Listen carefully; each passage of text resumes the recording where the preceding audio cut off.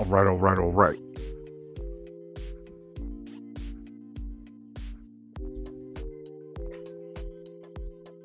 All right, all right, all right. Let's get ready to go live.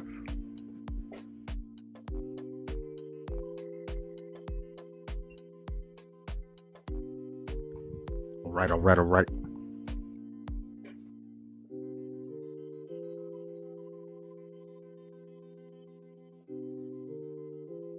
Let's get ready to go live.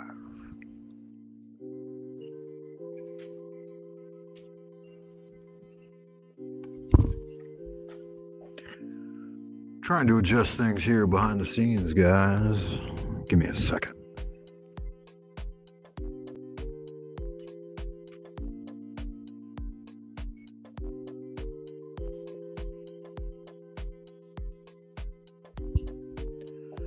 All right.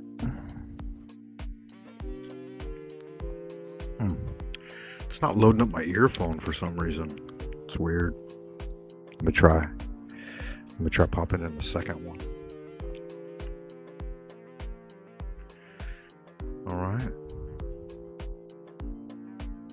All right. Come on now.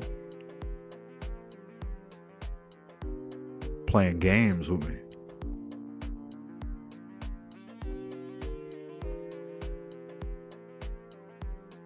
Oh, they're not even loaded up.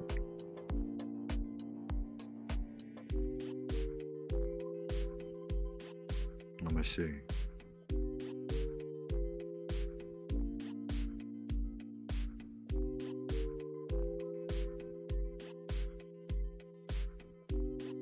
Yeah, I'm gonna have to refresh this window, guys. Wait. What the good goddamn... Yeah, there we go. There it is there. Took a minute to work it out, but it's finally worked out. All right.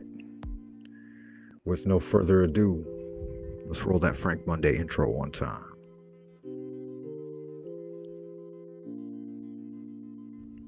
All right.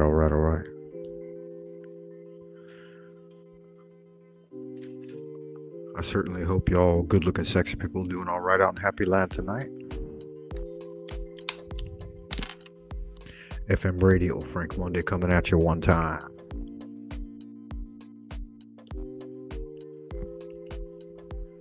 Once again, like Finnegan. So if you've got a yen to expand your kin, come on over and let's get zen. Once again. Here it is here.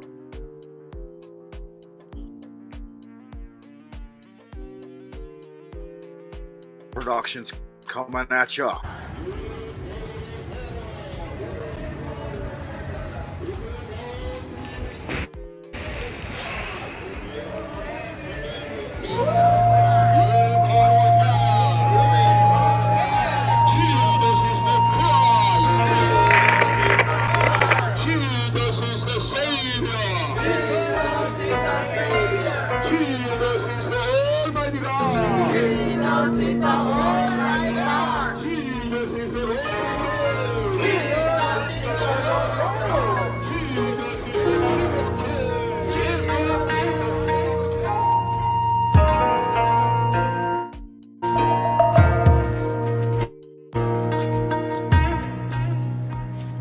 Okay guys, our next comedian is a bit of a treat, to be honest. It is a bit of a treat.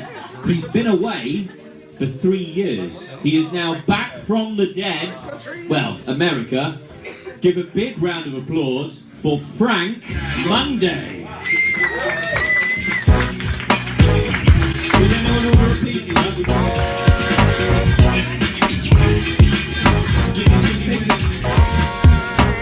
Thank you, Nick. Appreciate that shit. Nick's a good man. You know what that's like, being a good man. It's tough in a fucking city like this, though. You know, nobody gives a fuck. They're like, God damn, that's some crazy shit. Motherfucker wearing high heels and shit. Looking good too, huh? Yeah, you guys like that. That's alright. It's okay to fall down occasionally. I do that sometimes. Alright, being back in the Jing is pretty fucking nerve-wracking. You know, performing for 4 minutes straight. The only other time I get this anxious when I gotta perform for 4 minutes straight is when I gotta make love to my wife.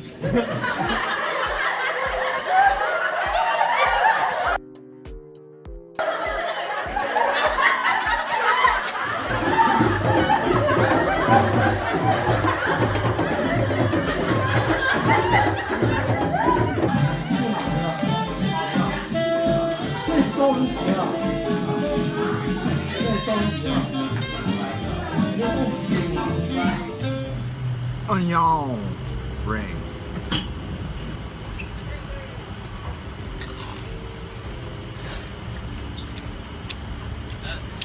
Yeah, they're alright. Hey, be watching for the Star Wars blog Rebellion coming out in December. You'll love it. It's follow-up to the award-winning Generations. Oh yeah. There you go, Frank. Here's my burger.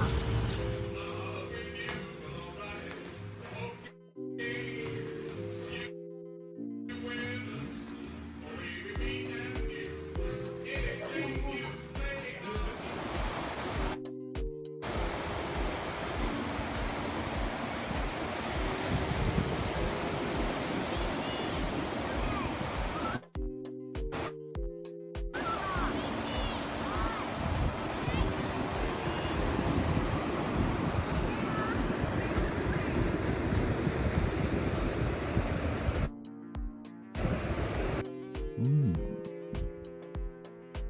8 minutes in, man. Takes a minute to get that shit done, doesn't it?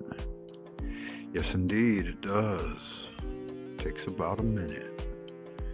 Sounds like my background music turned off. Sui generis like. It's alright. Might still be there, might just not be hearing it. It's good magic either way. Welcome back once again, like Finnegan. I know you got a yen, so let's expand our kin. Central Kingdom of the Celestial Dragon, Twilight Zone, Old Peking, Frank Monday coming at you with another one. He's a son of a gun.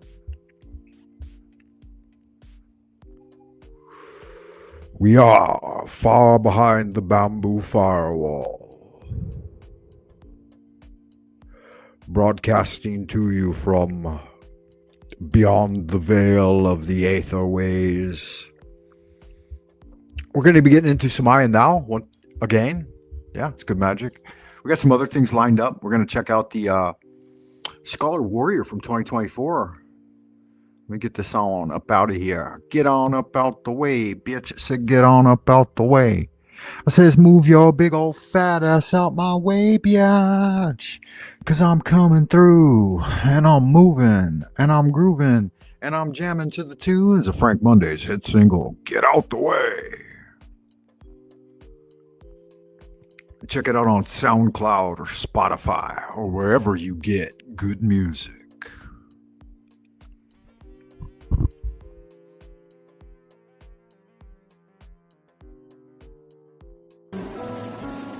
So discommanded and confirmed, so noted to be.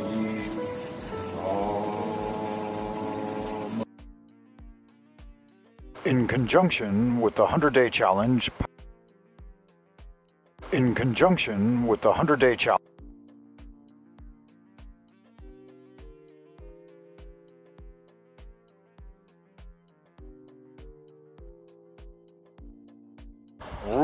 Right Entertainment proudly presents, in conjunction with the 100-day challenge Pathways of Magic, a short excerpt for Waking from Dreamland.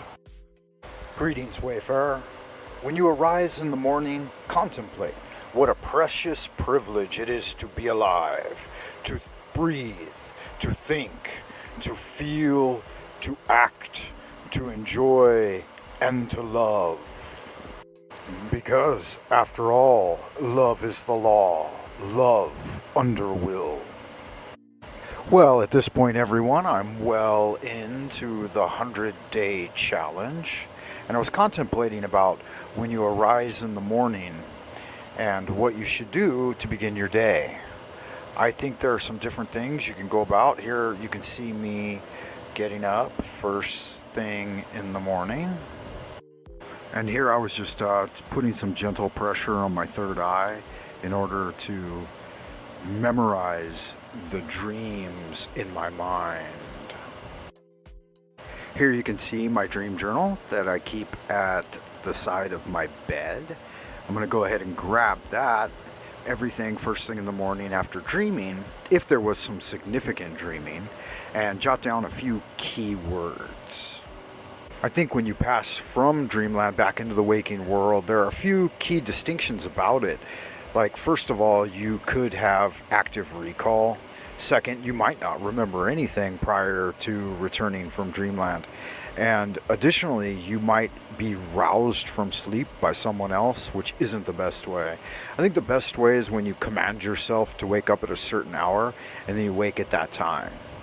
Okay, after I jot down a few key words into my dreaming journal, then I will sit in meditation. You can see here that we use the kind of Japanese style of sitting rather than the yogic posture. Take a deep breath in and exhale as you push on the top of the head, the third eye center, under the nose, at the throat, the chest, and then the lower dantian. And then you'll go down into a bow, where you press on the third eye, and stay in this posture as long as you like to wake yourself up in the morning.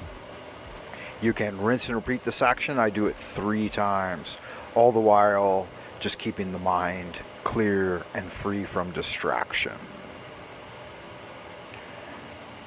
Now, when you think about the mind, there are 3 areas that I've liked to divide things into, and we'll see an upcoming illustration of that here. I've got the mind at the center, the body within the sphere of influence, and then the spirit in the sphere of no control.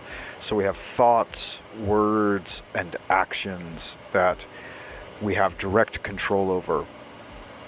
I like to contemplate this style of infographic, I guess, is something you might call it. It's just a way for me to divide into my mind those things which I have direct control over. You can see sphere of control, sphere of influence, and then sphere of no control. After I've done my 3 salutations, then I will do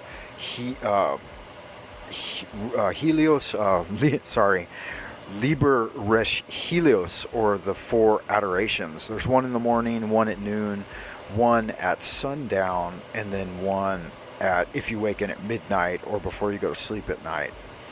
Here I'm just going to sit and do my basic seated meditation, where I'll do some alms and some deep breathing, and then here's where I'll really flesh out maybe some of the imagery that came to me from Dreamland. Of course, there's lots of waking up exercises that you can do, rubbing the face, twirling the head, this kind of thing. This action I'm doing here is pounding the sternum, and I do this 50 times every morning or anytime I need to. It's said in Taoism that there is a spirit elixir at that area, and if you pound it then each morning, then it'll actually contribute quite a bit to your longevity and give you more spiritual energy throughout the day. That was just the overview of the 100-day challenge. And so after I've done all of that for my morning wake up, I'll cruise over here and make myself a cup of coffee. Then I'll engage in some prayer.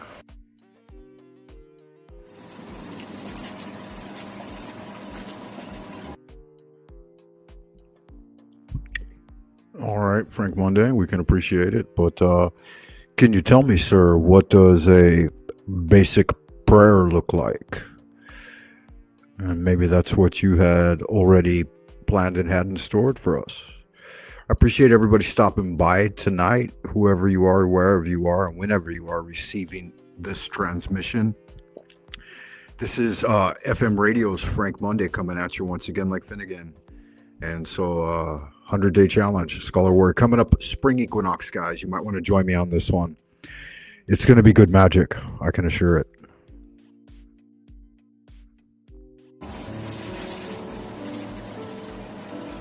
Holy art thou, Lord of the universe, the vast and the mighty one, creator of heaven and earth, maker of all things visible and invisible. We adore thee and we invoke thee. Send us one of your divine spiritual agents, our holy guardian angel, to protect and guide us through the innumerable snares of the earthly sphere, and a cleansing wind to disperse all negativity and endless human opinion. Teach us those things which we must know for the completion of the great work and the glory of thine ineffable name. So it is commanded and confirmed. So mote it be. Amen.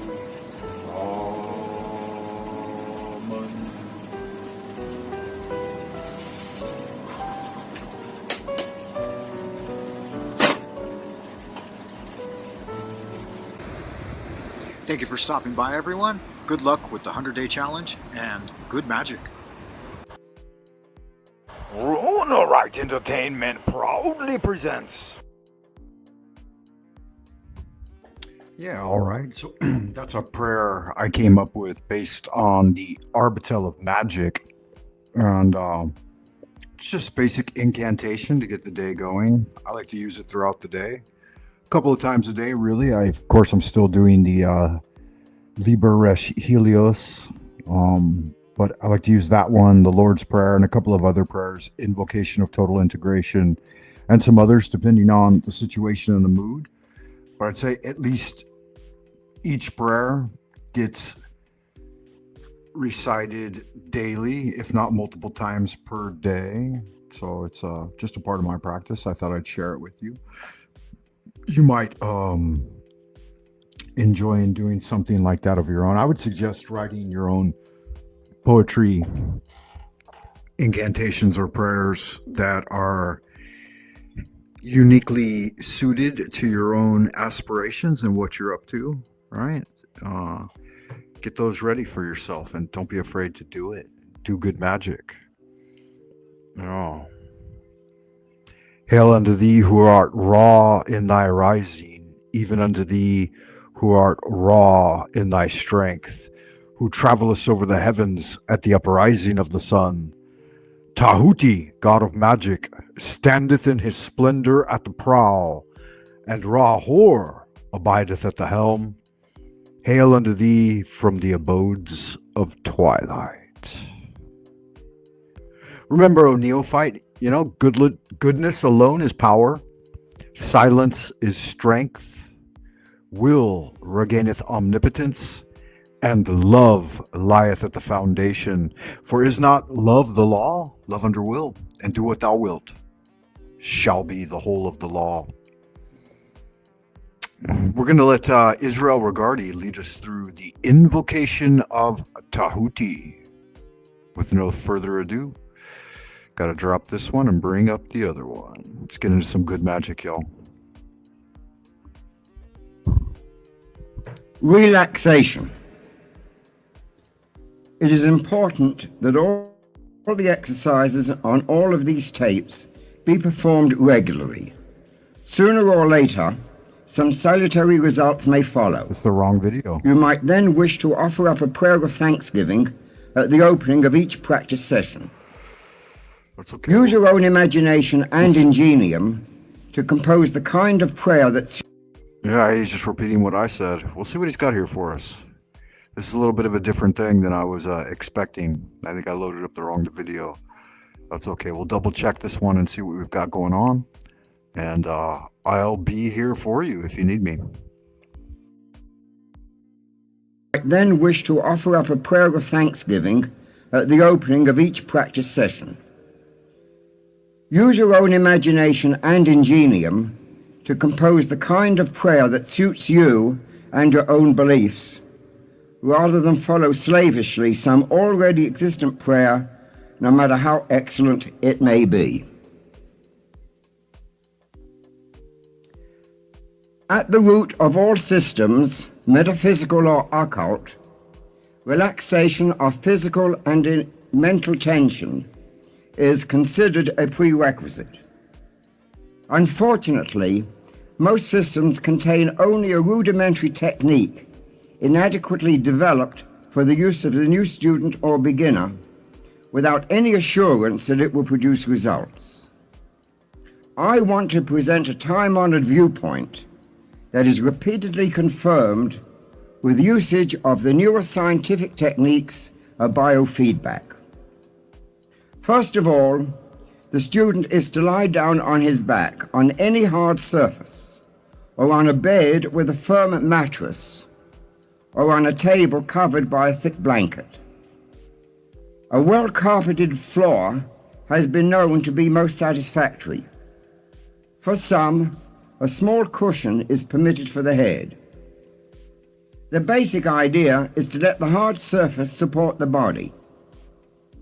Too often, when lying down, we remain fully tensed when we should permit the muscles to loosen up altogether. Thus, we support our bodies with much too much tenacity instead of letting the hard surface do the supporting for us. He must give himself wholly up to it. A few deep sighs will prove of inestimable value. He should engineer some rudimentary relaxation of the diaphragm, the big muscle separating the chest from the abdomen.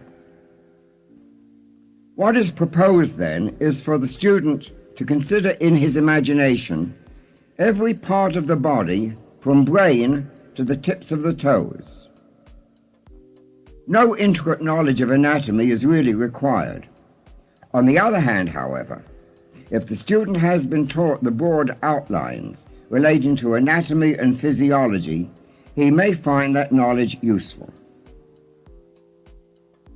While lying on the back, a thick, large pillow should be slipped under the knees so that the knees are raised some few inches from the surface.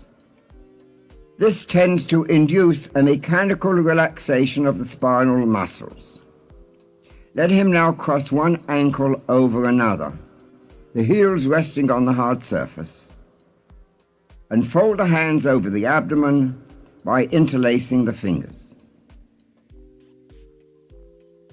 Consider the brain by visualizing it in the skull. Everyone has at some time or other seen diagrams of the cerebrum. Imagine now that the brain is a mass of white and grey nerve substance divided into a right and left hemisphere with a little bulb at the back. The entire surface of these structures is marked by numbers of lobes, convolutions, and depressions.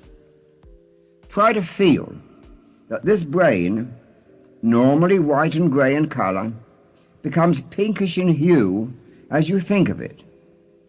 This visualization dilates the blood vessels in the head, automatically directing an increased blood supply there. This creates warmth over and above the normal amount, and this radiating outwards to surrounding structures produces a relaxation. Maintain this visualization long enough to become aware of some kind of sensation in the head, subjective sensations of warmth and tingling. Yet these are not wholly subjective.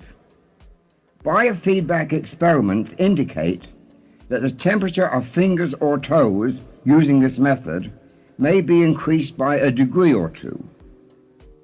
Relaxing the entire body thoroughly in this way will also be found a distinct stimulus to the maintenance and/or recovery of perfect health. Imagine next that the blood, which has been warming and so relaxing the brain, pours downwards from the frontal portions of the brain into the forehead, the eyes, and the temples, dilating the blood vessels there. Go through a similar procedure as previously described until you obtain that characteristic sense of warmth, tingling, and relaxation. These are quite unmistakable, being the hallmarks of the induction of a local release of tension. Passing contemplation downward to the ears, reflecting also on the inner ear mechanisms, the cheeks of the face and the nose. Imagine the blood flowing there, bringing about a relaxation of muscular and blood vessel tension by reason of the warmth induced by the surplus of blood in that area. Pause long enough until the appropriate reactions and sensations are clearly noted.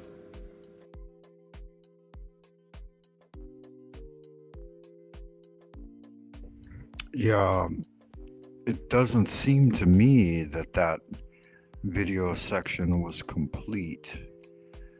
And that's probably why I uploaded it erroneously. Not to worry though, it is what it is. It's good stuff nonetheless. Anyway, you can get into good magic and good relaxation. Nothing wrong with that. I could guide you through Wayfarer. We've been through some hard times recently, you know, and we're going into better times. I think that it typically plays out that whenever the world signals war, it's because the people of the world have kind of lulled into a passive, peaceful state.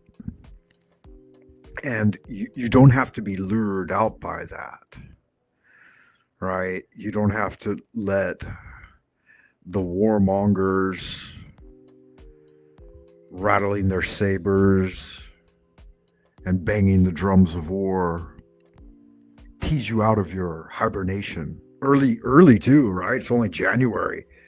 As mammalian creatures in the northern hemisphere, we're supposed to be laid back and chilling. We don't got to push too hard. We don't got to get nothing done. Fuck, everything's dead. All of the chi, or life energy, has returned to the root. And so you have the 4 stages of growth, right? The energy of winter is underground, frozen on top. Everything's dead. Deciduous foliage, perennials, annuals, even the evergreens. Everything has returned their chi energy to the root. So the nature of winter is to be hiding. Then when we rotate into spring, right, when we transition into the spring energy of the thing, you get the tender little sprouts breaking through the earth. This is the first emerging. In Chinese, we call this Long Tai Tou, or the dragon lifts its head. Then as we move into summer, that energy is thriving upward towards the sun, striving, growing, thickening, strengthening, until it brings all things to fruition in the autumn harvest. And there are a lot of transitions in between. In fact, by the Chinese lunar solar calendar, all of these solar segments occur in 2-week patterns. 2 to 2.5, you know, there's 48 of them. There's 24 solar terms in roughly 2-week segments.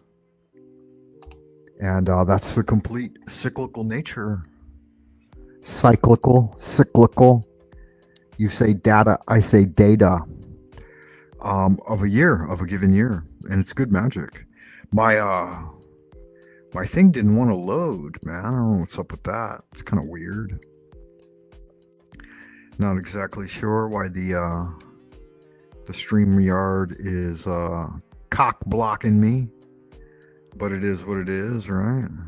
Not going to overthink it. See if we can back it up one time. No, it kind of, it jumps into the last place you left off. All right, we'll do this then. I think this is in the public domain and it's free to the people. So let me try and load this. It's a much smaller PDF. That last PDF wasn't very big either. It's amazing to me how quickly it can load a video and then it struggles with a PDF. Maybe, like I said, maybe they're just cock blocking it, all right? I wouldn't put it past old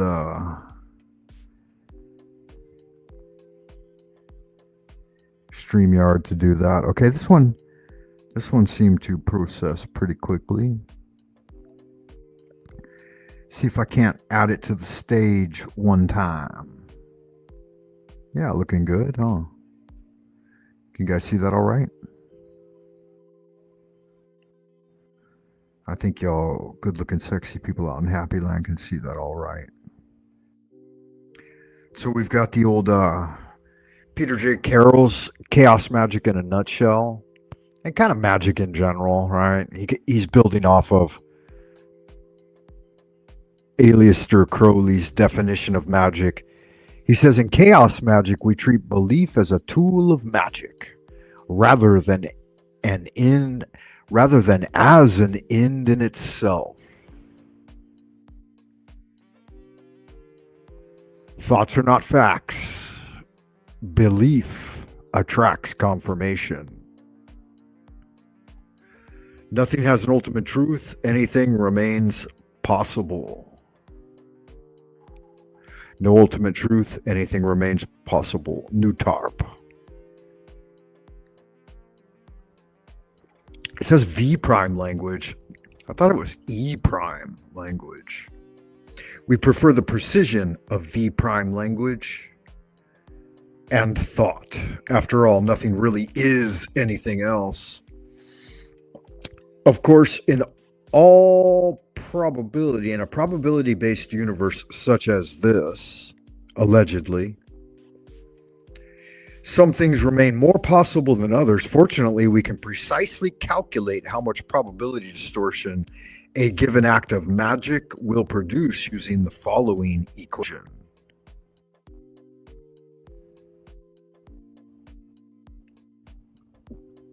The equations of magic give rise to three-dimensional graphs.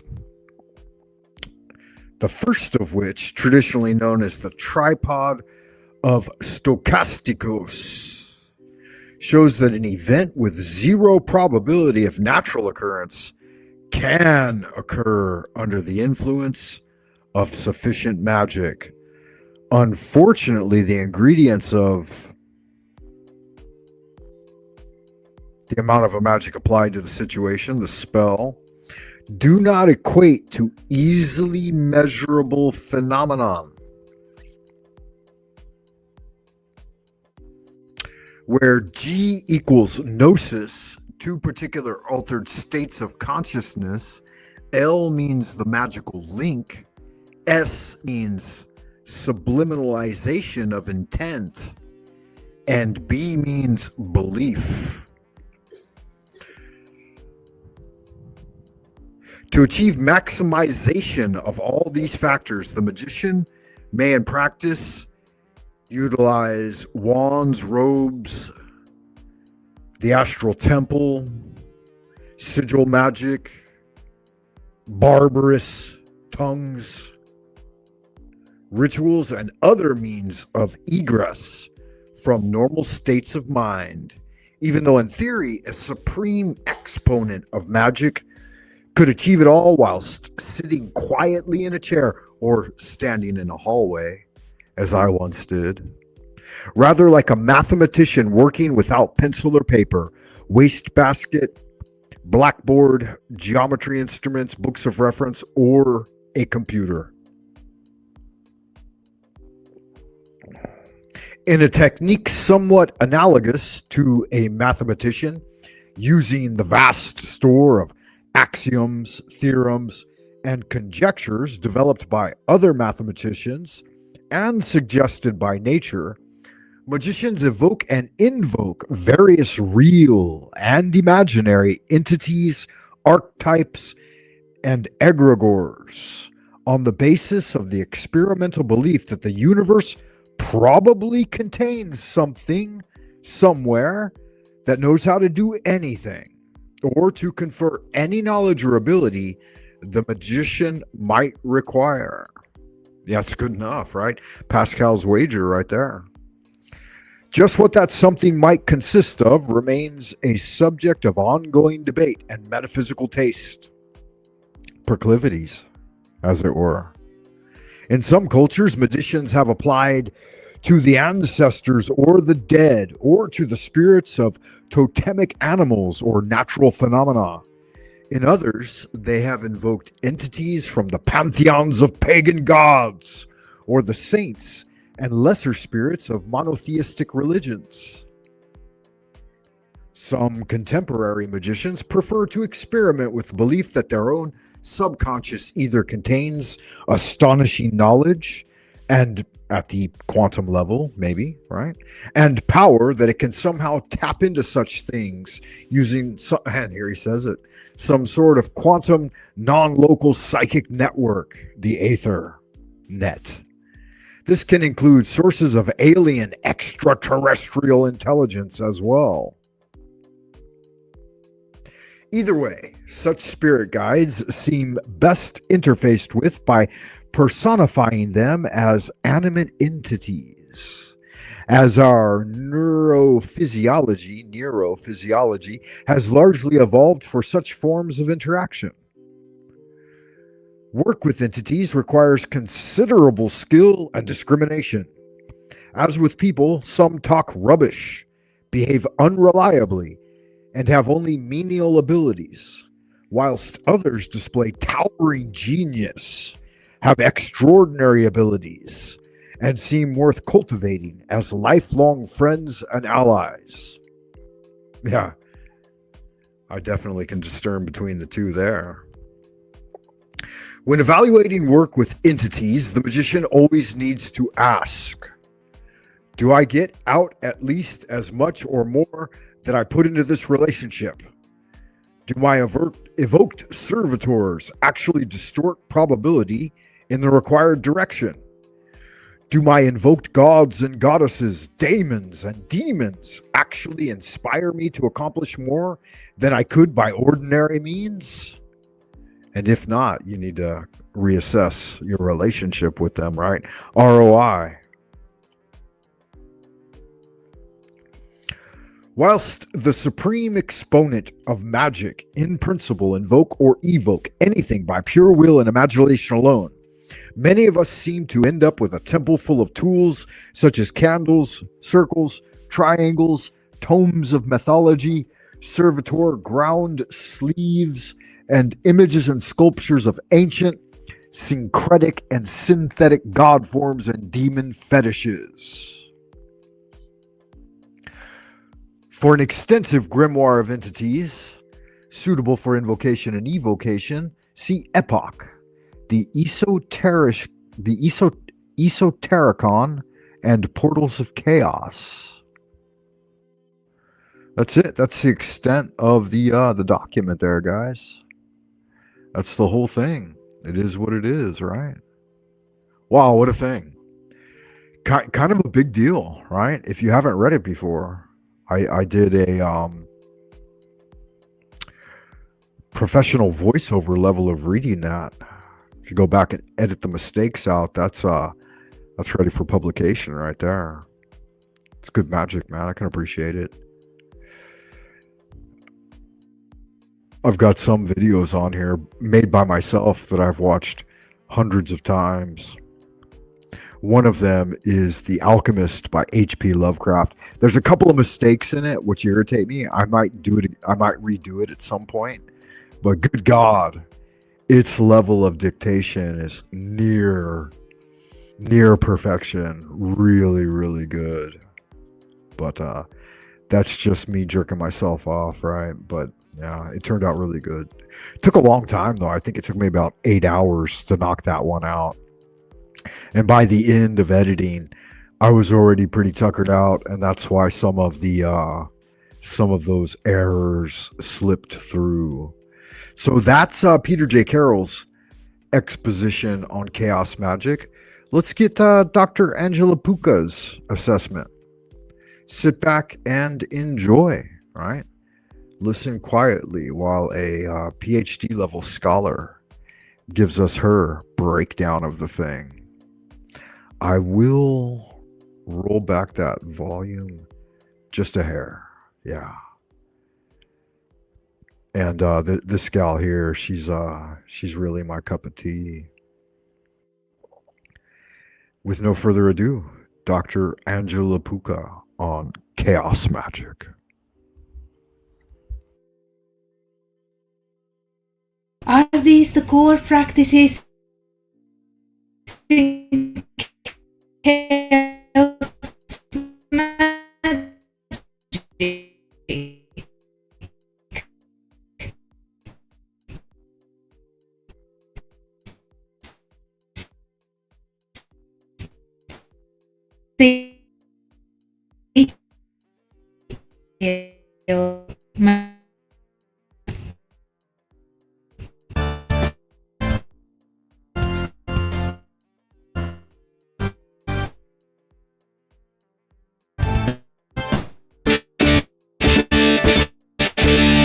Everyone.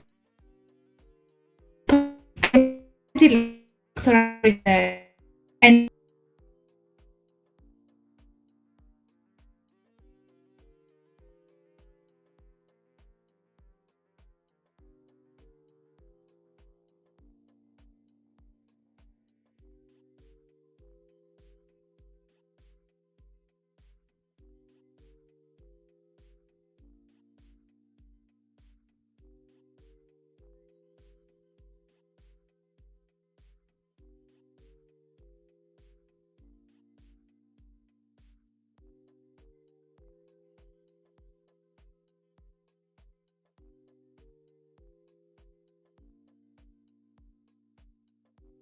through magic. It is hence not surprising that we find practices borrowed and re-elaborated from different traditions and religions. This is not exclusive to chaos magicians. In fact, the same trend can be found across different contemporary traditions and religions practicing magic, including paganism and shamanism. However, in chaos magic, this mixture of practices is held together and reshaped by a relativistic, antinomian, utilitarian, and individually tailored ethos. As a result, the magical techniques employed by chaos magicians are ingrained within a worldview where human consciousness is the only source of meaning, and yet it only exists as a phenomenological process, bearing no predetermined essence, nor an intrinsic ontological nature. For chaos magicians, there are three main sources of knowledge: books or textual material, teachings from other peers or teachers, and of course, personal experience. The textual material appears to be a significant source of inspiration, especially those authored by Aleister Crowley, Peter J. Carroll, Austin Osman Spare, Kenneth Grant, Phil Hine, and Ray Sherwin.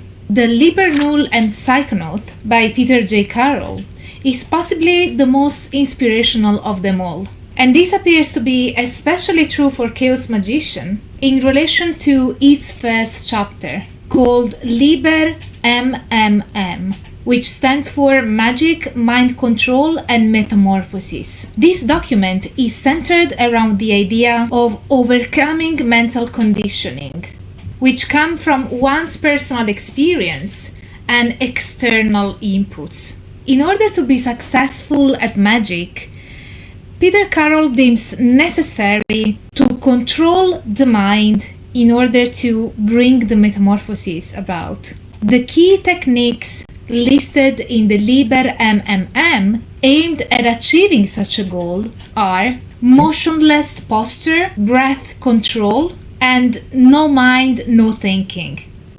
These are techniques which are also found in yoga and were mentioned by Aleister Crowley too in his well-known book on magic.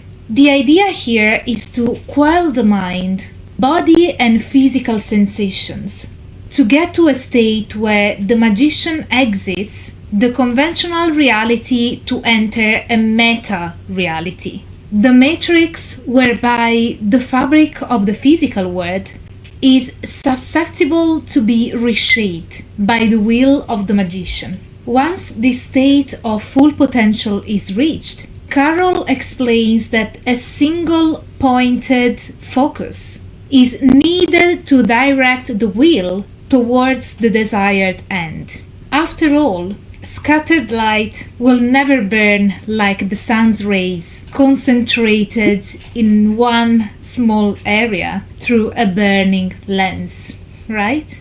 Such a concentration is reached by exercising the focus on one arbitrarily chosen object by repeating over and over a sound, such as a mantra, or by visualizing one fixed image. It is also believed that a daily practice is beneficial to develop the abilities that a magician needs. And keeping a journal or a magical diary can be helpful to keep track of one's progress and to have a reference to check which practices were more successful or unsuccessful and which elements of such practices may have caused either outcome. The most known practice in chaos magic, which has been influential to witches beyond the realm of chaos magic, is the use of sigils. Once the magician has mastered a calmed, deconditioned mind,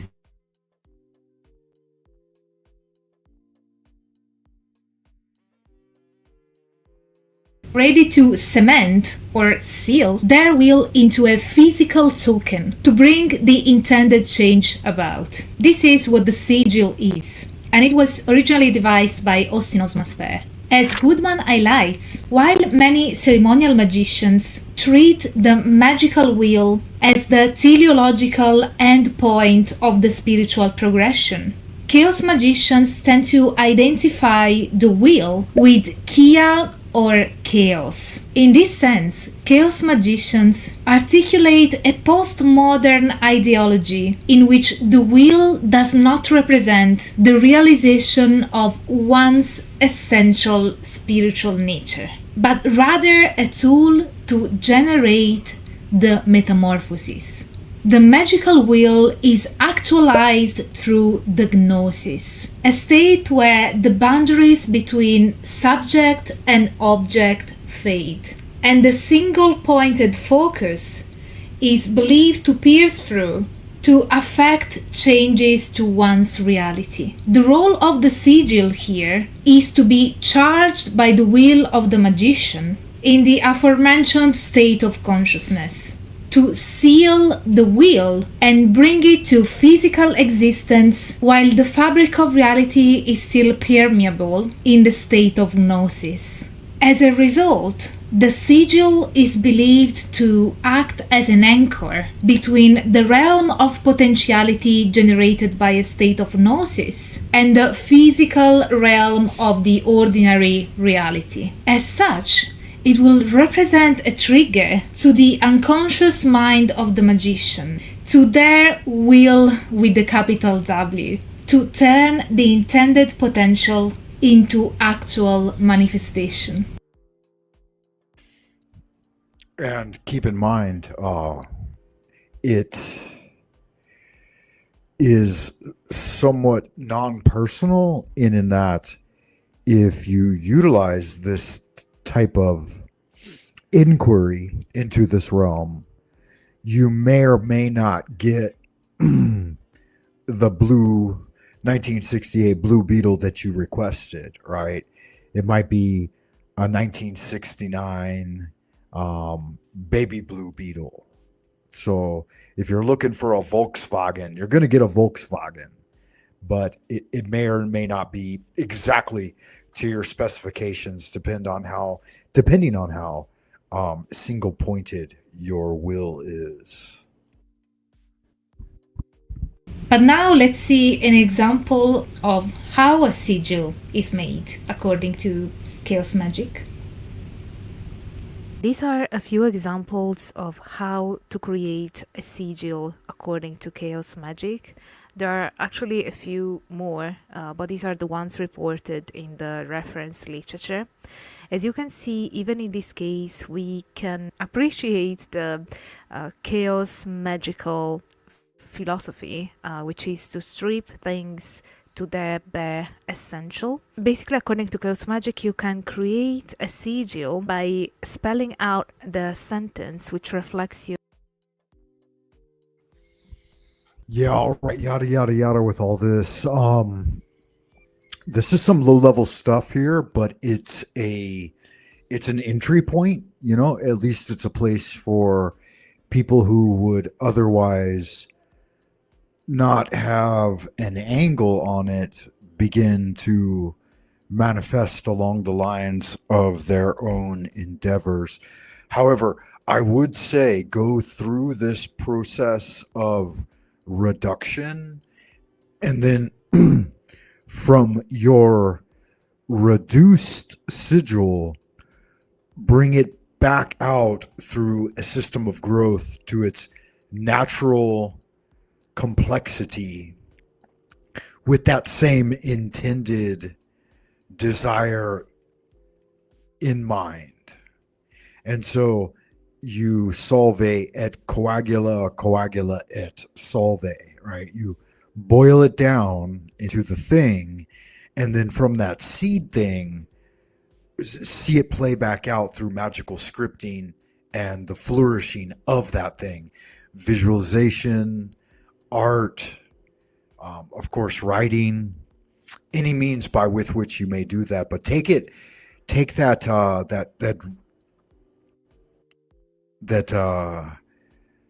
thought seed as an egregore, and then remanifest it into a state of completion and fruition.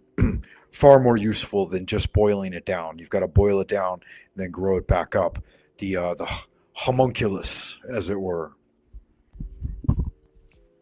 The magician's wish, and then remove all the repeating letters, and then the remaining letters will be assembled in a way that makes a graphical image, which then becomes the sigil. The same occurs with the pictorial representation. For example, I can assume in this case it is a man with J as their first letter, and perhaps there's the intent of healing or some other intent. But even in this case, the repeating lines tend to be removed, and only the bare skeleton without all the repeating parts are stripped, so that only the essential visual element stays and then gets reassembled into a graphical sign, which becomes the symbol. Then, as the third example, we have the mantra. We have the formation of a mantra using a similar method to the first one, but in this case not to the purpose of creating a graphical sigil, but to the purpose of creating a mantra to be repeated. So this is it for today's episode.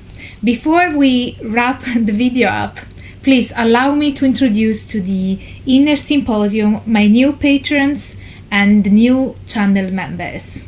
Thank you so much for joining my Inner Symposium. It really means so much to me. You are the reason why I'm still able to keep this project alive and divulge freely and on a public platform the academic study of magic, esotericism, the occult, and related currents. So thank you with all my heart to those who just pledged and to those who stay pledged. Now, if you like this video, smash the like button, subscribe to the channel, activate the notification bell so that you will never miss when I upload a new video, and do let me know in the comments what you thought of this video. What is your experience with chaos magic, and whether there's anything that you feel I missed out? Yeah, don't worry, Angela. I'm following you very closely, and I never miss a video. They're definitely a lot of fun. So yeah, guys, if you don't know, Dr. Angela Puka, definitely check her out. You can find her here on the YouTubes. I'll let her finish her blurb one time. Or that you'd like me to cover in a future video. I guess I just love to interact with you guys, and as you know, I always reply to your comments. So go down there and just leave your thoughts.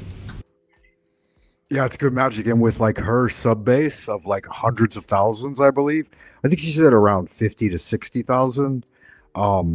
Interacting with the sub base like that consistently, she does indeed. Yeah, every single message she responds to. Quite a thing. Quite a thing. No small thing, guys. You got to appreciate YouTubers that actually care about their the people. No. Also, if you want us to grow as a community, please share my videos around. It really helps us a lot. And as always, stay tuned for all the academic fun. Bye for now.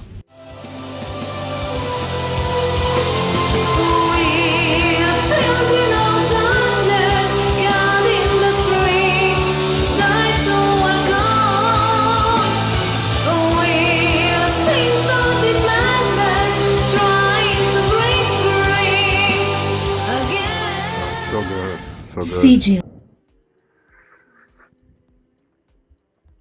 Really good magic right there. Can appreciate it.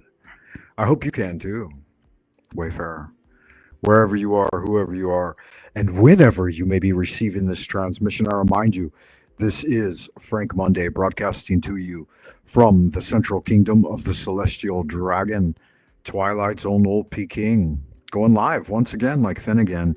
It'll be probably the only opportunity that I present this week, because I've got a work week of busyness ahead of me. Sunday night here, 2026, getting in it to win it, and yeah. So we got a little bit of time together, Wayfarer, just a little bit, maybe another hour. Who knows? We'll see what the future brings. But there it is. There, I'm going to go ahead and throw it up. Your beloved Grand Wizard of the Esoteric Order of Dagon, Frank Monday. All hail the Father Dagon. All hail the Mother Hydra. The stars have aligned. The shining trapezohedron emerges. And Cthulhu is risen. Yeah, blessings. Blessings to everyone. Let's have a little look at what's coming up in the future one time. Swang. Lunar Light Entertainment proudly presents. It's the Monday Night Swing Review with Frank Monday.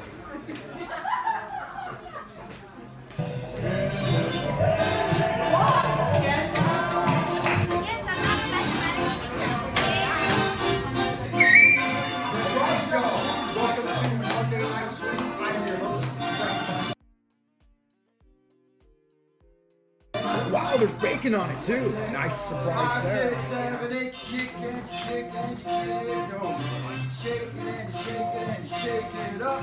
Shake and shake and shake it up. And you have break. Push and you push and you cross over. Push and you push and you cross over. Push and you push and you cross 3 times. Boom. High, tacky ante up for a hoop. High, size of bottle. Boom. 5,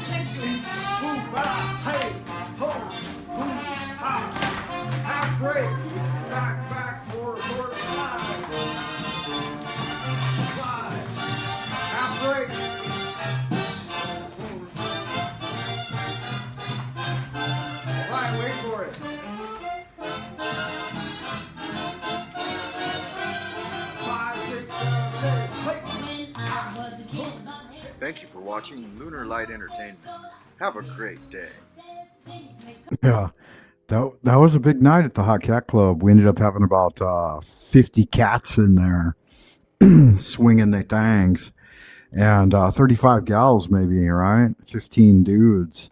And it got tiring towards the end of the night. That was just the beginning of the night there. About 25, 30 people showed up for the beginner class. And then the beginners chilled out for a little bit after class while the intermediate class rolled out. There was about, I think, 15 or 20 of us in the intermediate class that night. And then when we broke it down into free dance, get some DJing going on, I think we got up to about 50 folks in that little room, man, because it's not a big dance floor, as you could see, you know. The Hot Cat Club. Why they call it the Hot Cat Club? Because it used to be a restaurant. Yeah, shout out to Nico Martinez. I certainly appreciate you, brother. And I appreciate all y'all good-looking people out in Happy Land holding down the fort, whether you be receiving this transmission now or later or sometime in the past, you know, from when you hear my voice. You never know. You never know what's going on, man, what people are getting into these days.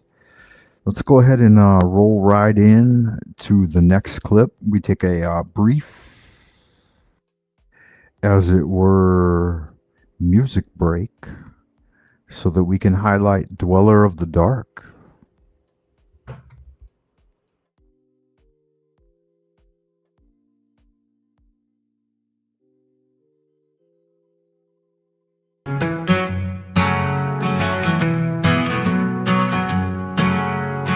Eagles flying high, cats on the prowl, devils in your bed, their whispers so loud, witches on my heels, so they'll steal, running in the dark, truth they conceal, blood on the walls, splattering us safe.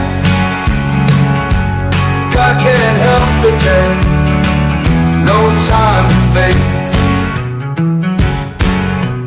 Hounds howl at night, shadows in the light, fear in every breath, eyes wide with fright. Cards dealt by fate, no way to escape. Threads getting tight, can't see the daylight. Blood on the walls, splattering us safe. God can't help the dead, no time to think.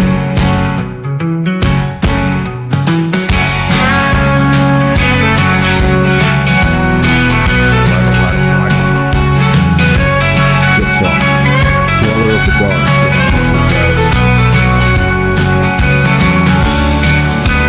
Audiobooks, music, and more. Check them out.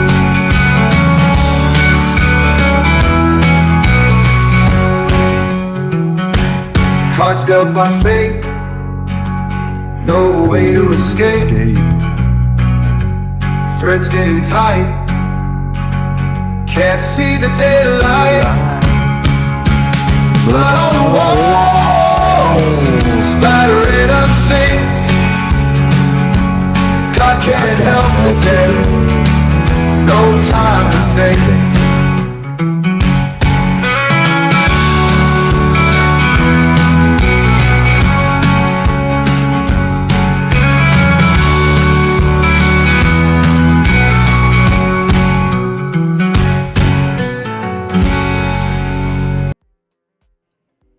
All right. That was Dweller of the Dark with God Can't Help the Dead. Let me see if I can't find that tag one time for you guys.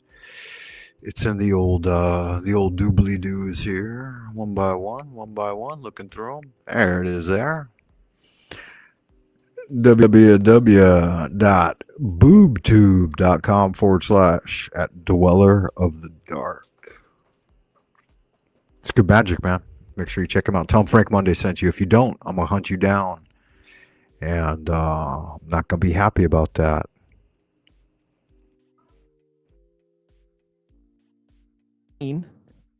On the machine that lies.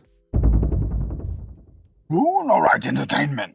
Basically, on the stream, The Machine Lies, we're taking a very critical look at technology. So the reason we're doing that is because we're looking at the medium that is used to communicate, right, and transmit information, right? We don't think that any form of mediation is neutral, right, but it's laden with values. And so I think that the well has been polluted by technology. So obviously we take a critical look at technology, right? Okay, we're looking at different concepts in relation to technology, right? In terms of philosophy, right? And in terms of religion. Now, that is one of the main purposes of the show, is that we really look at where technology and religion, science, and spirituality, where those things intersect, right? Because there's a crisis of the modern world in which there's a majority of the modern world is religious people. Their mindset is secular, and the means they employ are secular. We're living in a post-liberal, post-human, post-geological age, right? So we're talking about the death of liberalism, the rise of the world technological system. Now, we do think that, okay, there's a considerable level of externalization of the ego, okay, and mediation of ourselves through the means we employ. So obviously, we shape tools, but the tools we use shape us,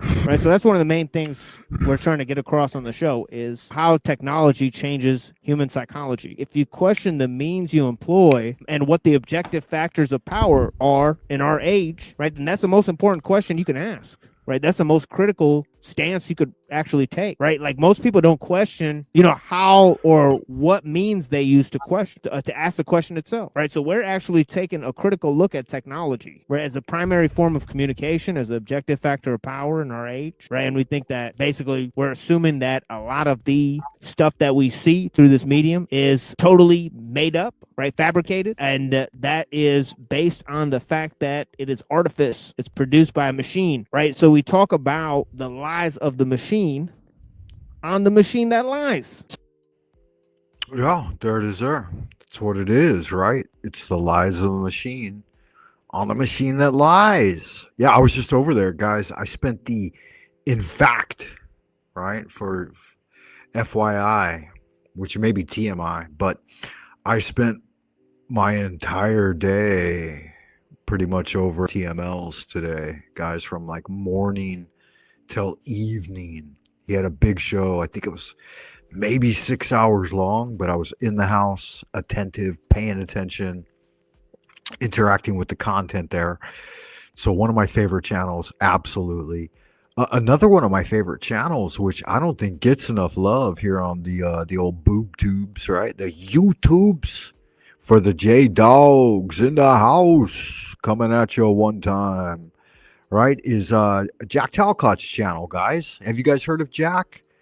Mr. Monsieur Jack Talcott. If you haven't, check him out, man. That's his channel name there, Jack Talcott. I don't have a good video for him, but I do have a video for him. I'm not exactly sure what it is, but it says Jack Talcott Supercut. So just to give some context for this, I don't know exactly, I don't remember exactly, but I think it's something to do with Steven. And I think it kind of showcases the kind of life coaching that you'll get over at Jack Talcott. And so we'll check it out one time, but don't fucking lampoon me. If you're out there, Jack, you know I love you. Don't lampoon me for showing this supercut, because it's in line with presenting channels here. And you don't have a 2-minute blurb that you've made available to the public for us to run to support your channel. So here's what I cut up the other day, about a year ago now, maybe 6 months ago. And we'll see what it is. It is what it is, right? It is what it is. It may not reflect the opinions or sentiments or beliefs of Frank Monday himself, and so we'll just have to feel it out. Then maybe we'll do some commentary on the back end of it to see what it's all about.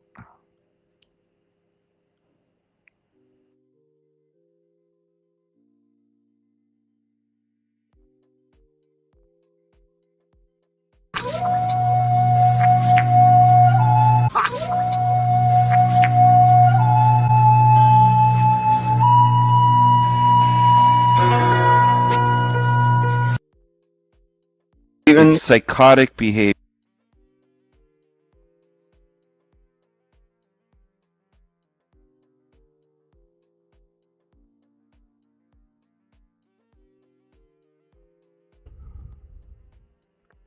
Yeah, blessings to the people. Apologize. Not sure what happened there. Give me a second. See if it'll load. Luna Light Entertainment.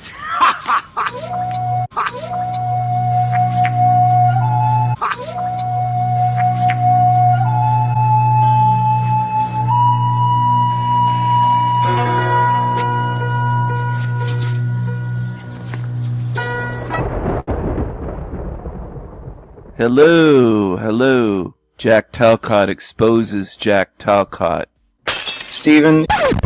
Bring in the blockers. He's an insufferable little narcissistic pissant. He's Steven. insecure. He's a spoiled little psychotic brat. Steven. He shows what he is. He can dish it out, but he can't take it. Steven. He can't take any pushback. Steven. He can't handle me. Steven. He can't wait for me to stop talking. Brother, yes. Stephen, we know since I'm a liar, I can't be trusted. And so everybody else is a liar, and nobody else can be trusted. That's you. Stephen. You are a liar. Stephen. You do project that way. Stephen. You are psychotic. You do believe everyone's like you. Stephen. You believe everyone's a liar because you're a liar. Stephen. You believe everyone's just like Jack. Stephen. I don't trust anyone who refers to themselves in third person that way all the time. Stephen. It's very psychotic. Stephen. It's very strange. Stephen. Very egotistical. Very unusual. Very abnormal. Stephen. It's psychotic behavior. Stephen. It's very weird listening to him say, Jack is this, Jack is that. Jack is dangerous. I think you are dangerous, though. Stephen. You're very unstable. Stephen. He doesn't mind baseless accusations made right there against me in his chat, because it's against me. He's only bothered when accusations are made against him. Stephen. Jack doesn't care about false accusations. Jack only cares about Jack. Stephen. London can make all kinds of comments like that towards me and towards the whole panel. Jack doesn't give a shit about his guests. Stephen. Jack only cares about Jack. Jack isn't for peace. Jack is only for Jack. Jack is selfish and self-centered. As soon as I speak for 5 or 10 seconds, he's wagging his finger trying to stop me, to interrupt. Why do you even have guests on your fucking show? Stephen. I'm a truth speaker. Stephen. Jack is a liar. Stephen. Thank you very much. Here's what I see. Stephen, you've antagonized people. So he puts the blame on me. He tries to gaslight me. He says it's my fault. Stephen. Blames me. Says I antagonize people. Stephen. Can't address the false accusation. Stephen. He's biased. Stephen. He smacks his fucking lips. He flicks out his tongue. He shows you exactly what he is. Exactly what he is. Stephen, he's one who's seen you as an antagonist. Stephen, you've antagonized people. You've promoted the idea of a hell realm. Stephen, here, honestly, the way I'd been disrespected. Stephen, you need to calm down, boy. The way I had been disrespected by you, Stephen, I was enjoying the Stephen, what are you trying to prove? Your defensiveness and your little insecurities preventing me from getting to my point. Stephen, shut your mouth, please. Stephen, shut your mouth, please. Stephen,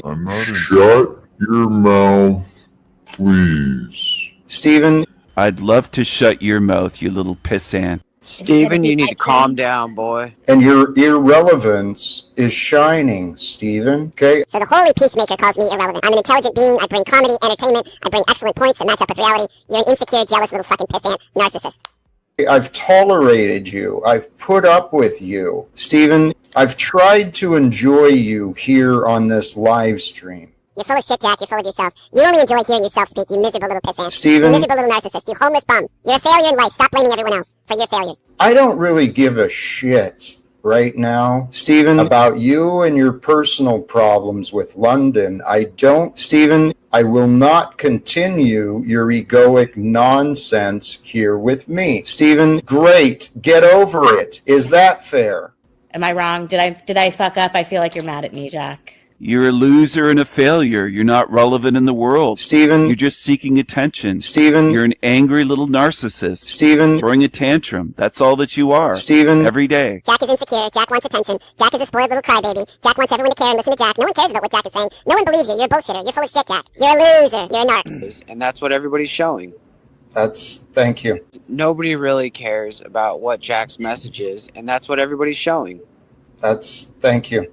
That's pretty much, thank you for pointing out the obvious. What bothers me about Stephen is that he's, number one, as I've said, he has been very offensive and disrespectful, not just towards Jack Talcott's name, but towards many people. I know Stephen is irrelevant to me. He's proven that over and over and over. He claims some sort of superiority as though he's got some value just by being here. And he's proven over and over and over that, yep, he hasn't helped me a bit. I don't mind being taken advantage of, but give me something that I want. You're very disrespectful. You don't appreciate when people try to help you. I'm not going to give you shit. Nothing. I'm not giving you anything that you want. You've been ungrateful. You're disrespectful. You're a fucking narcissist. It's like, holy cows, man. It's like, holy cows, man. He does compare himself to God. He believes himself to be Jesus Christ. Jack has delusions of grandeur. Jack is psychotic. Jack is very dangerous. Jack is very dangerous. It's like, holy cows, man. Look at him. Just look at him. His body language reveals a lot. It shows what he is. The way that he reacts to people. The reactions on his face. Shows everything, if you pay attention. Shows everything right there. It's all right there for you to see. Yes, we all are messengers, and we can affect people within our immediate sphere of influence on a one-on-one basis every single day. Look at him. Just look at him. He shows his disdain, his disinterest, his contempt. Jack only cares about Jack. It's time for me to find the audience of people who want to hear what I'm saying. Stephen has not been that. It's like, holy cows, man.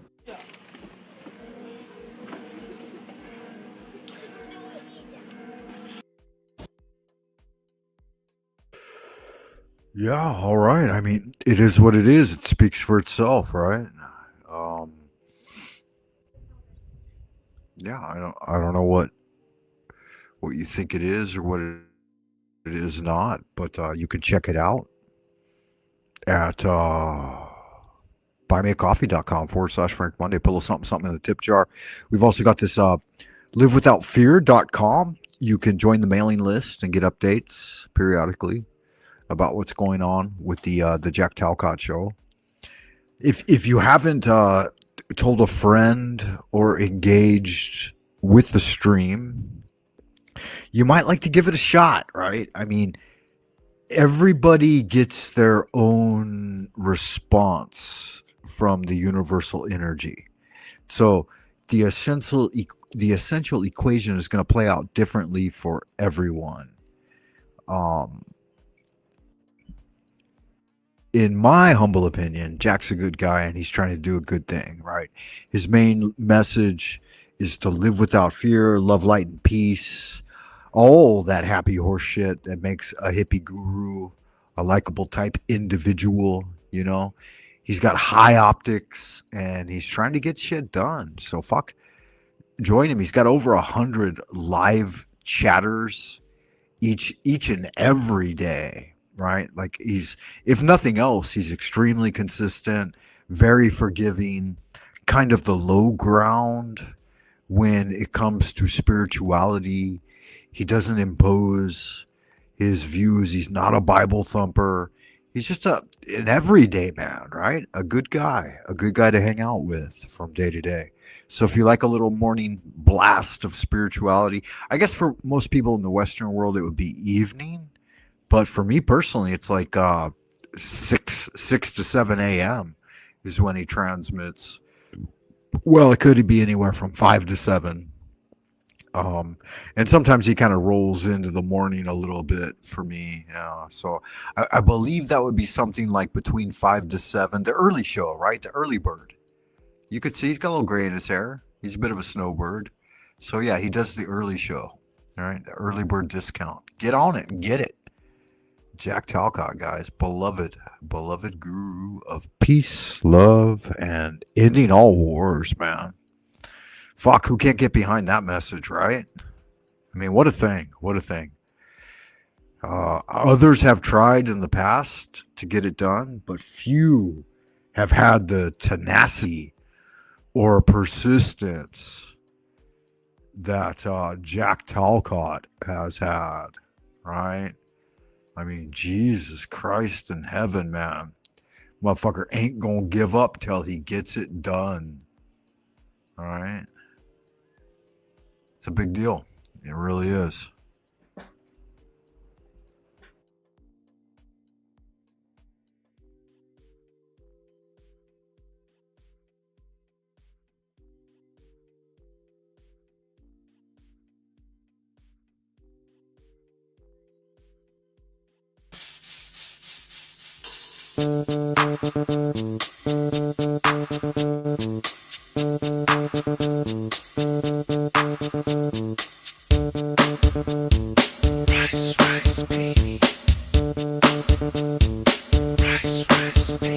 Alright, stop. Put down your tea and listen. Time to duck. Culinary tradition. Stomach starts churning tightly. Flows in my asshole daily and nightly. Will it ever stop? Yo, I don't know. It gutter oil just an hour ago. To the extreme, I rock the twar and the dowda. Light up the sage, stop punks like they bow to eat. Duck neck to consume. That's okay to eat. Just a weird mushroom. Deadly. The lax refrigeration, saving bad food just builds a strong nation. Love it, leave it, you better gain weight. You better just down it, lick that plate. If there's something Chinese, yo, I'll eat it. Take it to bow, tomorrow reheat it.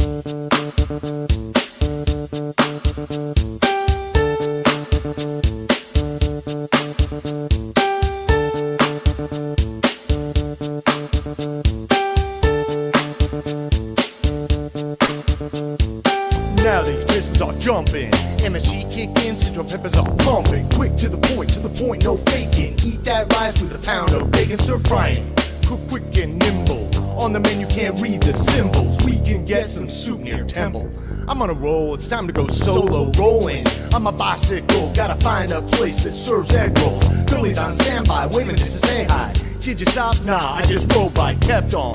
Pursuing to the next stop. I bust a left and I'm heading to the next block. Block was dead, yo, so I continue to A1A Gulo Avenue. Girls were hot wearing lensless glasses. Other loud wide just sitting on their asses. Jealous, cause I'm now getting mine. You roll with the beer and hop out with the wine. Ready to climb the Great Wall. Eat some roast duck, then do a pub crawl. So you are, shout out like a bell. Order fish and it came in shells. Devouring the shellfish real fast. When I left, asking a blast. Bumper to bumper, the ring road was packed. Trying to get away because my stomach feels whack. Chinguana on the scene, you know what I mean?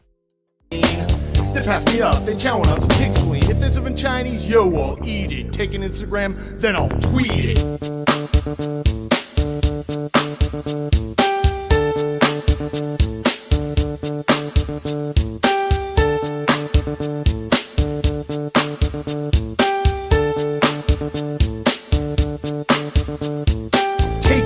Cause I'm a lyrical poet. The Jenkins on the scene, just in case you didn't know it. I'm town, that created all this great chow. Enough to make me smile wide and say, hand out. Grease like a chemical spill. Take a break so your corn can heal.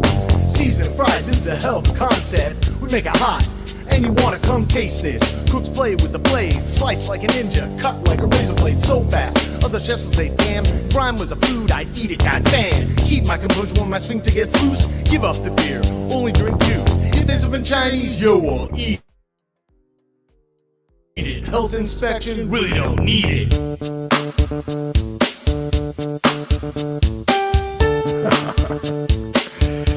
So good. Scott Huntsman, guys. Check him out. Definitely.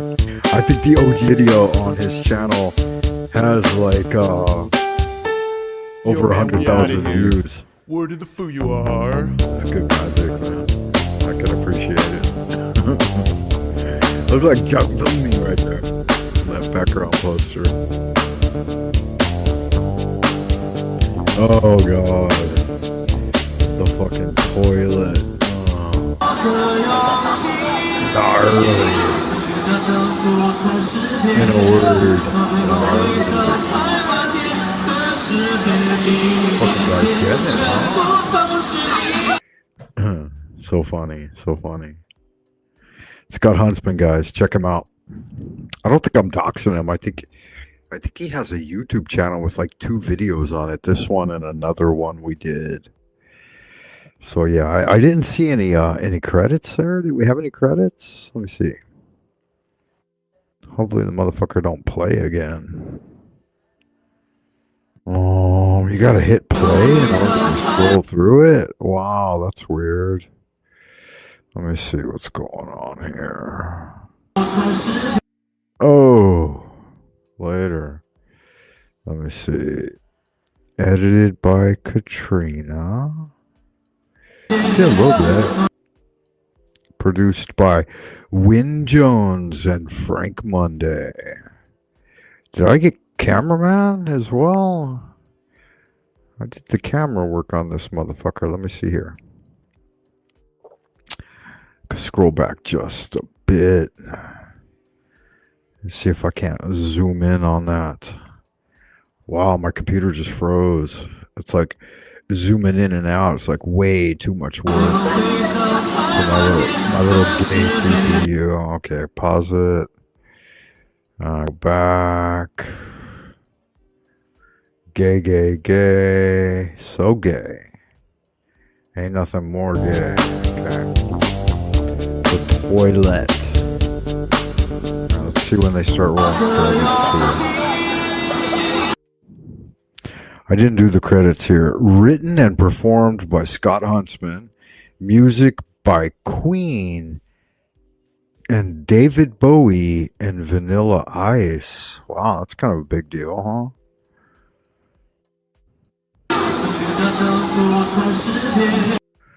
Produced by Win Jones and Frank Monday. That was the guy licking the plate, Win Jones.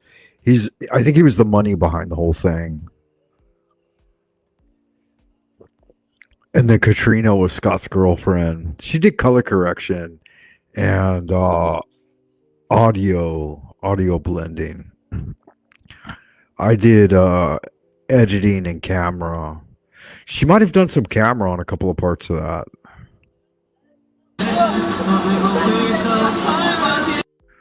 I guess that's it. I guess that's the extent of the credit. He should have given Dude Hero credit, right? Absolutely. He should have I remember this shot. So iconic. Yeah, he should have given Dude a credit. That dancer at the end. I don't know if anyone else really, throughout the entire thing, deserved a credit. But that dude at the end there, man. He was fucking legit. He was the real deal. The real deal. We got some more videos we could go through here. Excuse me, pardon me. Jesus fucking Christ in heaven. We got some good stuff going on here tonight, guys. Sad thing is, it's morning for all y'all. Let's see what this is. This might be an absolute fucking nightmare. Don't blame me if this shit goes wrong, guys. I'm just clicking on buttons here. Entertainment proudly present. It's like, holy cows, man. I don't mind being taken advantage of, but give me something that I want. It's like, holy cows, man. Okay, yeah, that was gay. I don't know, man. What do you want? What do you want? Jackie boy. I mean, you could take advantage of him, but good God, right? I mean, you know what I'm saying. There's a lot of motherfuckers out there that will fuck a guy up the ass and not even have the basic decency to give him a common courtesy reach around him. Maybe that's what little Squuzzy Wuzzy was a bear. Fuzzy Wuzzy had no hair. Little Squuzzy on the balls, right? Little fucking deep squeeze him one time. Jerk that motherfucker. Common courtesy reach around. Y'all motherfuckers don't even know what's up, right? I'd like to play this video, but I'm pretty sure. I don't know. It seems like this homie's kind of in the public domain. And it's not like I've got anything to lose. I think I've played it before. It's a good video. I like it a lot. I really like this blonde in this video. It's funny too, because all these dudes are American, but they're totally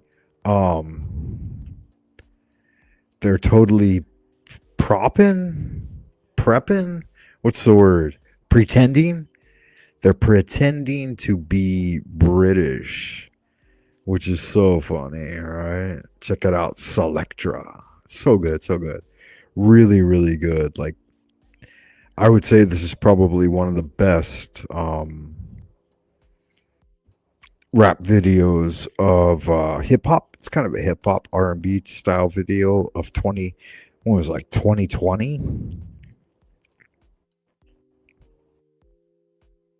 Wellington upon Trent, we in here.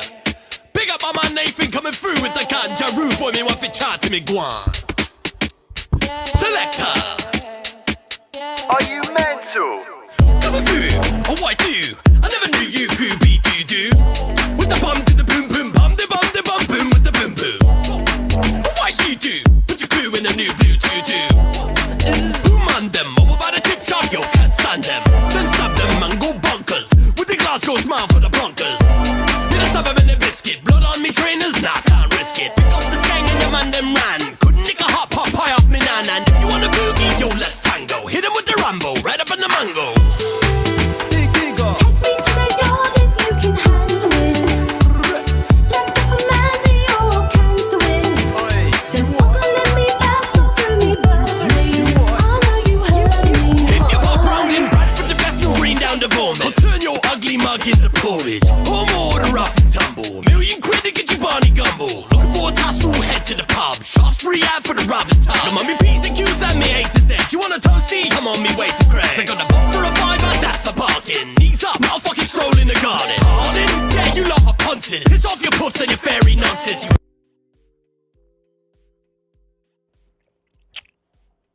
Yeah, it's so funny. That gal right there. I don't remember her name, but yeah, she has the exact aesthetic of my wife when I first met her. 25 and always geared out in sports gear, like kind of yoga pants, but not yoga pants really, but like Adidas, Nike, Fila, and like business casual, right? Off day with the breasts, yeah, just fucking flaunting it. Imagine that gal, but Chinese, right? So funny. She's so hot. What a hottie. I really like her a lot. Anyway. Up on the pickle, bump the old bird till the tickle wanna fizzle. Had I got the run up in the middle, pipe the old bag right down and get a diddle. Take me to the yard if you can handle it. Let's pop a Mandy or I'll cancel it. Then walk and let me back so through me Burberry. I know you heard me, boy. Man's like, hold on. When they see the Benz that I roll on, y'all want to sip on a potion, trust me. Take me to the yard if you can handle it.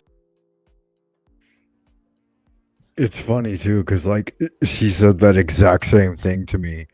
She's like, Burberry. And she's like, how do you say this? Is it Burberry? And or she said, she just pointed at the word. And she's like, how would you pronounce this? And I said, it looks like Burberry. And she said, yeah, doesn't it? Right? But the British pronounce it Burberry. I thought, what the fuck, right? What the fuck is even that? It's Burberry. But yeah, it's Burberry. Yeah, it's good magic, man. Hey, motherfucker, good looking out. Yoga Maki. Burry. Yeah, Voy is out in the ideas room. Good to see you. Good looking out, motherfucker. I appreciate you. Hope you're doing all right tonight in Happy Land. We're watching a little Selecta. And yeah, this gal, wow. 25. What a thing, huh? What a good looking sex kitten right there. Do you appreciate that, Voy? Can you dig it? No. No? No. The fuck? Why not? What's the matter with you? Because it's too short and it's too Asian. Too short, too Asian. You know, I like long white stuff, not short Okay. Asian. Not short Yeah, little egg roll. No, I forgive you. I mean, I know you're short and you live in Asia, so of course you play motherfucker, short. you listen to me. Vietnamese egg roll small, Chinese egg roll big. We make a big egg roll over here. Oh, I know. Korean people go really tall, right? Korean people go really No, tall. Korean egg roll very, very small, very, very small. 2 inch. Vietnamese egg roll bigger than a Korean egg roll, 3.5 inch. Really? Oh, Chinese egg roll giant. Because I never been there. I never been there, my brother. I never been there. Chinese egg roll three, Koreans four and and 3/4. Japanese people were just like the tallest Asian people. But I'm wrong. What the fuck? Where did you hear that? No, man. I'm Mongolians, like the Mongolian Russian mix. They're the tallest fucking Asians. You but out of your goddamn mind. You done lost your mind. Well, I've been drinking, but I didn't lose my mind. But the Mongolians, yeah. Well, you might lose your wallet. You've been drinking. Keep an eye on your motherfucking wallet. That's all I'm saying. I know where my wallet is. Yeah, well, the Mongolians, they were blood drinkers, you know. They'd ride on horseback and suck the blood out the necks of the horses. They bred them for that. Mongolians. That's just another name. These Genghis Khan. no, these are. I think this chick's a hottie, though. She looks at least 25 to 27 would be my guess. That's, I mean, And, 28 is the best age. But You 25 really? Yeah, well, somehow, maybe. No, it Maybe. is. There might It is. there might be 28 something there. 28 is the best age to pregnate a woman. Explain why. Why you think that? No.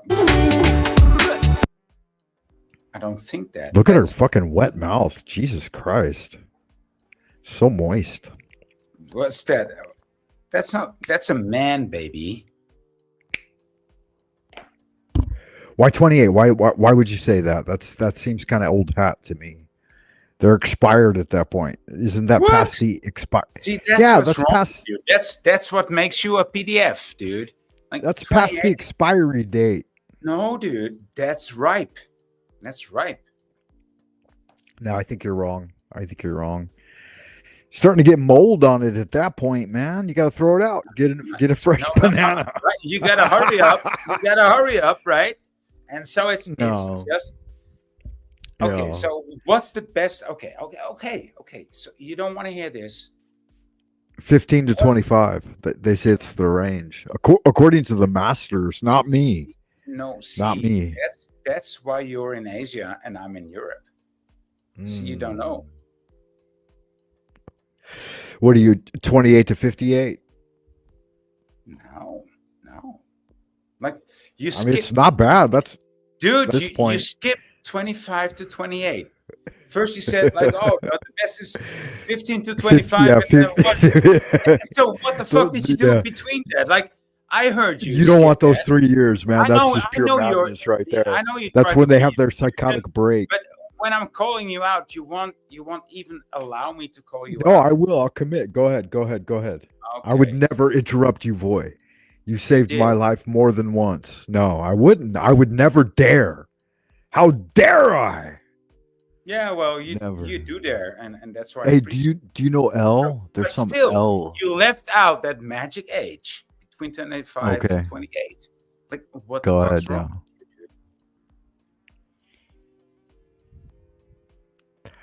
There's someone in the back right now, Voy. I don't know if you can see it or not, but their name is No. L. LJ. As long as if it's not step hen. Yeah, I don't know who it is. I'm not going to take the risk at this point because we've already run long into the hour. So unless L, quick shout out if you're in the back and you cam up or say something in the chat. Maybe if not, forget about it. Cam up, motherfucker. No, not you, Voy. I know who the fuck you are. I know, but You be sporting them MILFs. 28 to 58. Motherfucker, gonna get some flaps. I mean, I'm about to sport them gilfs, dude. I mean, it's... Yeah, I can appreciate it. What is the okay, Void? So here's a serious question. Are you listening? Are you there? Are you still there? Can you hear me? Who? Huh? Serious question. Can you hear me? You all right? What is the oldest gal you fucking bumped uglies with? Okay, so I will tell you. I mean, the oldest gal that I entertained was something that happened to me like a couple of years ago, like 5 years ago. And I was like, I didn't even know how I got on that gal. Okay. Right. And so I woke up like, yes. Start at the beginning. Take it slow. No, that was the beginning. The people want to know. Yeah, there was no beginning. There was no beginning. I woke up. No, there. It begins somewhere. I woke up in the middle of like a very entertaining, a very passionate kissing. Right, and I was like, oh, okay, wow, what a thing. What? I was like, how the fuck did I get here? I was like, well, yeah, right. And I didn't, dude. I didn't know. And I was liar. Like, it's a good kissing, but my long hair, you know, I've got long hair. It started to blend into the kissing, and the girl opposed, and I was like, yeah, but still, it's a good kissing. And so I stepped away from the whole kissing and looked at her face, and I said, wow, what, who, what, how, you, me, what, how? I was appalled. Okay. Have you ever been there? Yeah, a couple times, really, I have. Yeah. For me, it was the first time, but tell me, since you've been there a couple of times. Well, with like the oldest gals, I would say no. Like I knew full well like what I was getting into, and like I went headlong into the thing, you know, face first. Because just horny and trying to get shit done. But there were a couple of times where like I ended up with a retarded gal, and like I felt a little bit bad. Like she initiated it. It's hard to see the difference between Chinese and retarded, you know. Especially True facts, because that vagina is horizontal, you know, so that's kind of weird to start with, right? Yeah, but there was a situation where I ended up with a gal with a skin graft, but she had a hot fucking body, man. A body that wouldn't quit. And she had like one lame eye. And she was mad dogging me constantly for like months at my scene, you know, like I did a dance class for a while, and I'm about to relaunch it. But yeah, so we ended up. It's the one I told you last time. We find this video, and I'm probably not gonna find it, but it says, yeah. Oh well, here's the Chinese Canadian socket, right? Gosh, she's got some tits, so I like them a lot. So yeah, we broke the sink in my buddy's apartment, and it was kind of a whole bad scene, you know, like, but it was so much fun. And I don't know if you know Aleister Crowley's tarot, but he switches out lust for life with justice, and that was like the whole thing, the oscillation between getting shit done and wow, there's a little kid in the back, bro. Did you just see that? Like the person L on the backstage. Can you see the back? Can you see the green room, Voy? Can you see it? It's like a 3-year-old, like a 5 or 10-year-old little kid. What a weird thing, man. You still there, Voy? I think I lost Voy. That's all right. That's weird, man. I'm gonna bump you, homie. Ain't no kids coming on my show.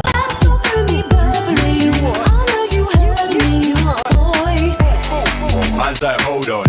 When they see the Benz that I roll on. Y'all want to sip on a potion, trust me, no poly juice in my cauldron. Man's like, hang on, big Sounds man more thing, like hang on. London. Fuck y'all want to hang round with a man, London, them all Chinese people in a nigger situation. All right, you're back. You're back. Wow, that little kid has cammed up again, bro.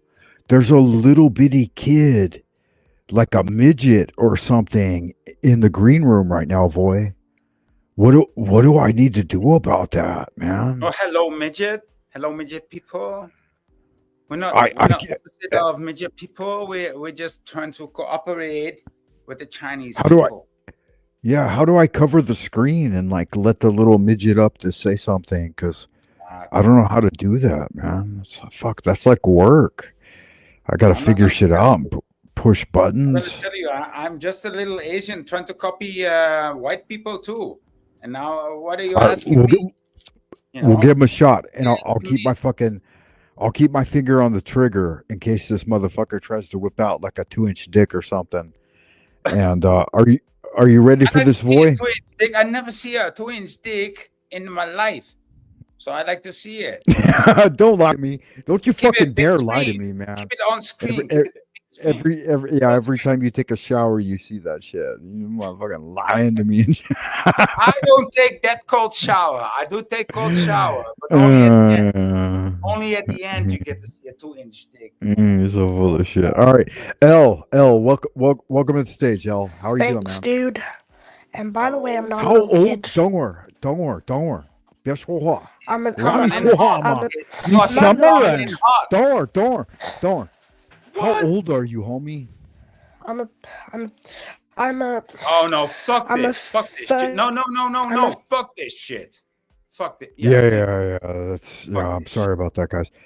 How old would you say, based on the sampling of the voice? How old would you say that kid was? Like 7? 13, 15. That old? I don't think so. I'm thinking like 9. The fuck you doing? Click on my link, homie. Jesus Christ in heaven. That shit ain't cute. All right, banned from studio permanently. You're done, bro. You're done. Hey, Yeah. dude, but thank you for quitting that so quickly. Yeah. I'm not going to tolerate any kind of horse shit here over at the FM radio Frank Monday channel. I mean, we trying to drop it big, you know. We got Voy in the house. Motherfucker ain't playing no games. Nothing. You know what I'm saying? I mean, I'm here with Frank fucking Monday. You know. Yeah, It's Frank not- motherfucking Monday, baby. What's up? I told you it's not a Tuesday. It's always Frank fucking Monday. It is. Somewhere it's always Monday.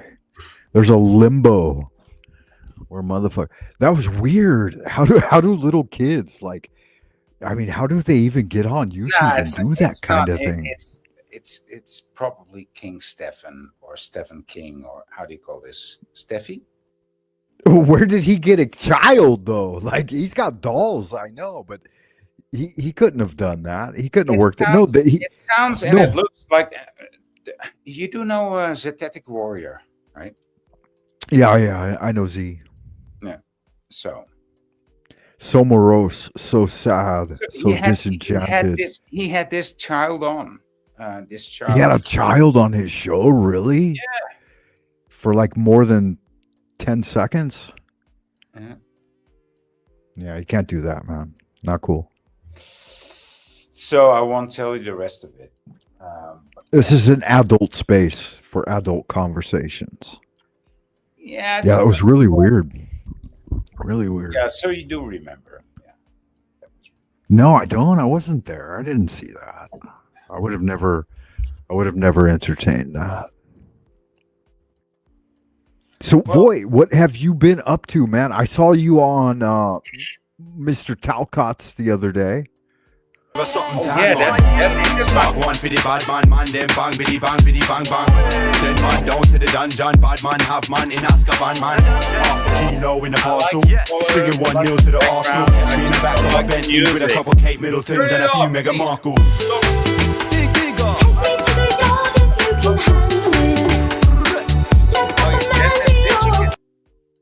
Yeah, go ahead. Yeah. So, yeah, I was on Jack Talcott's because my online wife from Canada was there online. And so I just like to look at her face, because she's so beautiful. What can I say?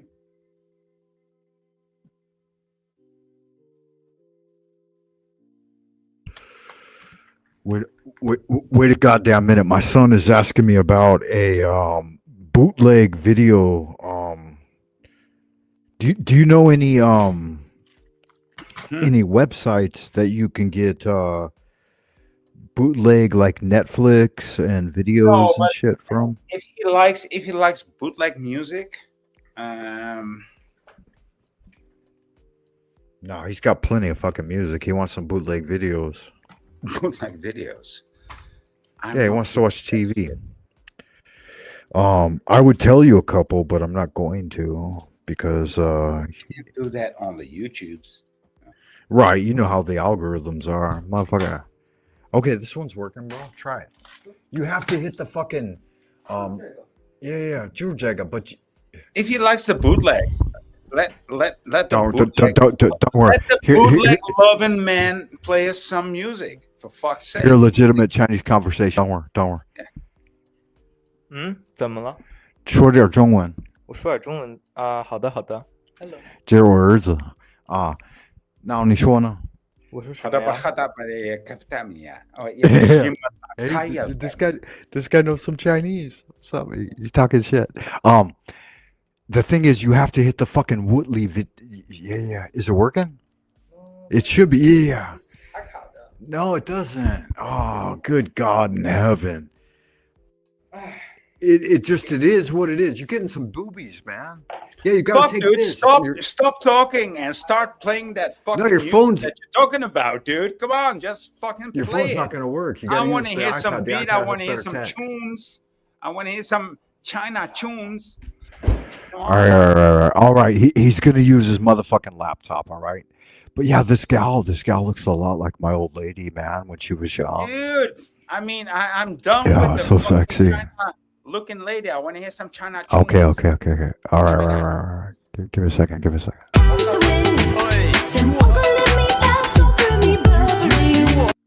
Her Burberry. Florida. It's like Miami. Do you wear Burberry? China tunes now. China tunes. Do you wear Burberry, boy? You got a Burberry jacket? Never have, never will. I treat that shit like 7-Up, man. What's that mean? I don't get it. Well, I don't drink 7-Up.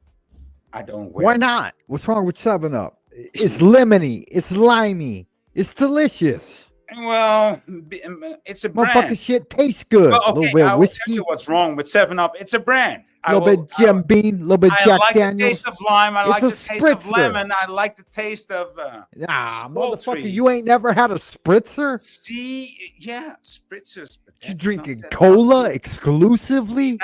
Now you're talking soda. Now you're talking spritzer. No, I have a spritzer. Yeah. I don't know. I don't understand what that means, man. I don't get it. Wow, she's got her mouth Because you're open. in China, dude. Look at how wet her You gotta mouth get back is. to the. You gotta get back to the motherland. Did they spray her down with You gotta oil get to back get to this the shot? Germany and Poland, dude. I think they sprayed her with oil to get My that shot. dear German brother, you gotta get back to the motherland. Was ist das talking about, right? Was Du ist das? weißt das doch, ja. Die Wehrmacht, wir brauchen die.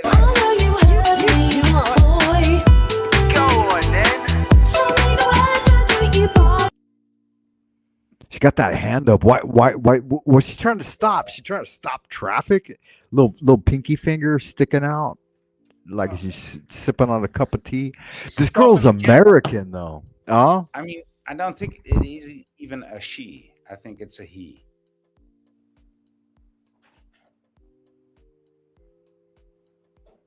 Acting like it's a she. Look at the fingers, dude.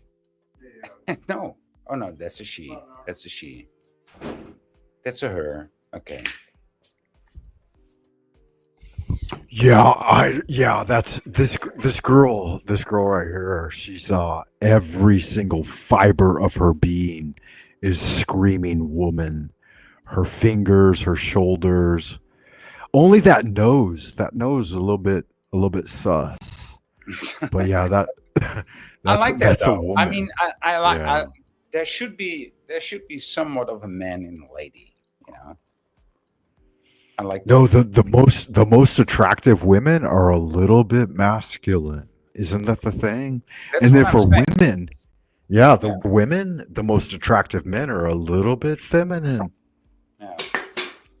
That's Not the yin necessarily yang so, symbol, though. man. Not The Tai necessarily Chi. so, though. But usually that is the case.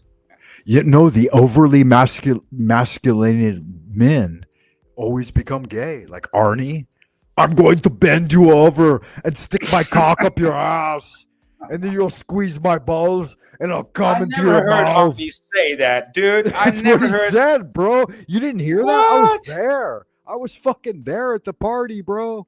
Oh, In so you were the Malibu? one to bend over? Like what the No, fuck fuck are you saying, no. No, I was the slop mop. I was the slop mop boy, right? Like you know how you got a ball boy in tennis? You got a slop mop dude? boy at the party. Yeah, I hear you. I hear you. I'm going to bend you over, and then I'm going to fuck you up the ass, and then I'll come in your ear. Yeah, it was fucking bananas, man. Those guys partied. Nothing like it. Malibu in the 70s, man. It's good magic. Jesus, are you talking about the drink? Malibu? Or I'm talking about Arnold, Mr. Olympia, 7 years in a row. Arnie. Arnu. But in your guys' language, how would you say Arnold? You wouldn't say Arnold, right? Like an American, you would say like Arnie or Arnu. We ourselves, we never say Arnold. We don't say Right. Arnold to begin with. No, we don't. I mean, It's I did Arnu. have.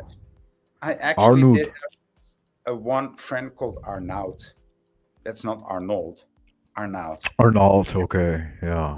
That makes sense. That makes sense. And All I right. never liked the guy, you know, and he wasn't even from. Why? Well, happened? because he was probably What'd he do? because it was a Jew, you know. Okay. You I don't know. fucking liar. How dare He you? might have been a How dare Jew. you? He might have been a Jew. I think he was a Jew. Well, you know, a lot of us are J dogs. You know that the Caucasian I might have race some only- Jewish blood in running in through my veins too. I'm not proud. You might. The fucking vein, right? The vein of death. Dragon's blood. We only account for 5% of the entire world population, according to statistics. That's a 5%. Only 5%. 5% is a lot, dude. That's No, Caucasians, not just Jews, not just J dogs, but like all whites. I mean, when you said we, so you're thinking like Judeo white? Like, what the fuck are you talking about? Do you? Well, do you know, it's do you identify? it's as colorism. white? Colorism. Colorism. Well, I identify as pink. Colorism. Okay, fuck. You Peach. called it, dude. I mean, I never heard of this one before, but okay. So the fourth. But if you can be black with a, you know, then I can be white, and ain't no reason why motherfucker can't be yellow.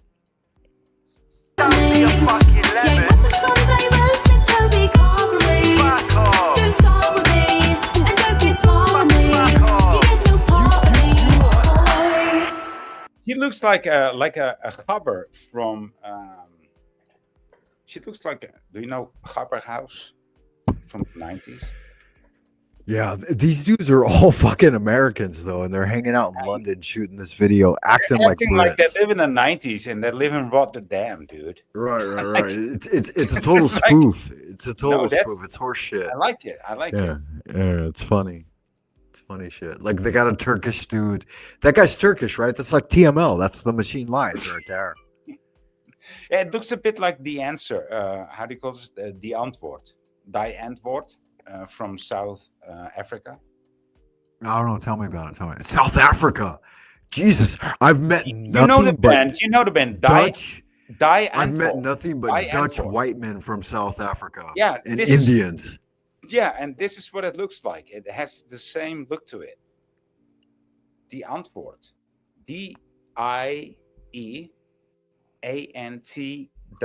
DIEANTWOORD.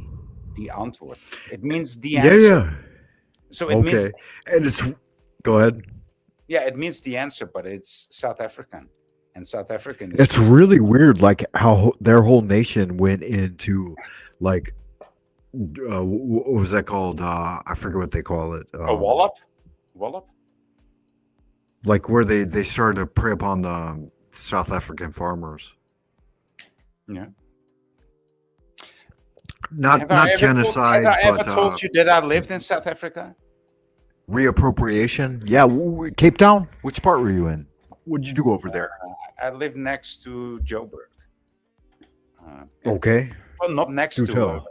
Yeah. So far away from Joburg, but most close to Joburg than to Durban or to Cape Town. Yeah. And What was going on though? I mean, like, what was that like? that was 1984, dude. 1984. Wow. Not kidding you. That was 1984. I was 12. Yeah, me too. Really? Yeah. Good magic. Yeah. So, I mean, I came from this uber liberal country called the Netherlands, right? And I was set back in time like 60 years back, or like 50, or at least 30 years back, when there was still like, Yeah, at least, if not 100. Yeah. Living in the fucking dirt. yeah, but also they're being like, oh, all black people are just your slaves, you know? Yeah, no, I know. Not slaves, but servants. No, right? I know. Yeah. I know. And so that was like so weird to me, dude. And so there was a cult shock, if ever one. That was a cult shock. I can imagine. I mean, pretty much. I mean, when you came to China, or when you came to the East, I mean, that must have been quite a shock for you too. You were young and unexperienced too, but you were all on your own. I mean, I was back. At least I was backed up by the family, because I was only like 11 years old back at the time. But you stepped out. Yeah. You stepped out into China all on your own, man. I mean, Yeah, the early days, it was hardcore, man. Like, I don't know if you know the Chinese expression for foreign devil. There's two variations. Yeah, in you the told me. Yeah, in the south they call it guai lo, round eye, and in the north they call it lao wai, or foreign devil. Yeah. And I heard that like 50 to 100 times a day, every day for 20 fucking years. You man. have this round eye. You have this fucking round eye syndrome, dude. Yeah, imagine being a nigger and hearing nigger every day, like 100 times a day. Fucking nigger, fucking nigger, fucking nigger, goddamn nigger, fucking nigger, every day, like dozens and dozens There's of another times. one of these niggas. Every day. Imagine how fucking irate the niggers would become. They'd be like, nigga this, nigga that, nigga please. Who was your nigga last year? I ain't your nigga. Right? And I kept my mouth shut and I never said a word, because 10,000 Americans in a country of 1.7 billion just ain't gonna cut it, right? You can't be like, hey, nigga this, nigga that. You white eye nigga. You white eye. That's right. That's right. It was like, use a wigger here, baby. Motherfucker. So reverse prejudice, or what they call. But it's not racism, because I'm white, right? I mean, the patriarchy, the empire. It can't be racism. It's not. How could it be racism? They're Chinese. They can't be racist against whites. White people are. This doesn't make any sense. Yeah, it almost, Void, honestly, to be honest with you, Void, it almost poisoned my soul. Almost. But I fought back at the end. At the moment where I stuck the fucking Smith & Wesson 40 in my mouth and was about to pull the trigger, I fought back. And I thought, no, that's inaccurate somehow. I'm not that. I'm not even white. I looked down at my skin. And I'm like, what are you talking about? I'm peach. I'm just as yellow as the next motherfucking yellow motherfucker. And maybe that was the jaundice, right? Or the What is this hepatitis. pic that Or you're the throwing yellow up? fever. Is this you and the motherfucking guy that just sang the song and another motherfucker from India? Like, what? Yeah, no, he's pasty. He's super pasty. I'm not that pasty. That is you, dude. Somehow, right? Yeah, that's you.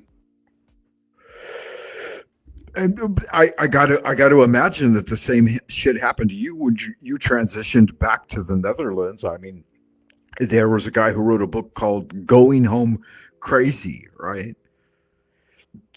Like once you had been abroad for a while.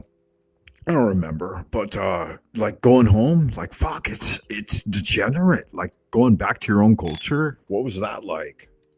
No, dude. Well, I went to South Africa, and I saw what became of the farmer culture back there, right? And the farmers from my country traveled to South Africa, mostly in the 15 and 1600s, right?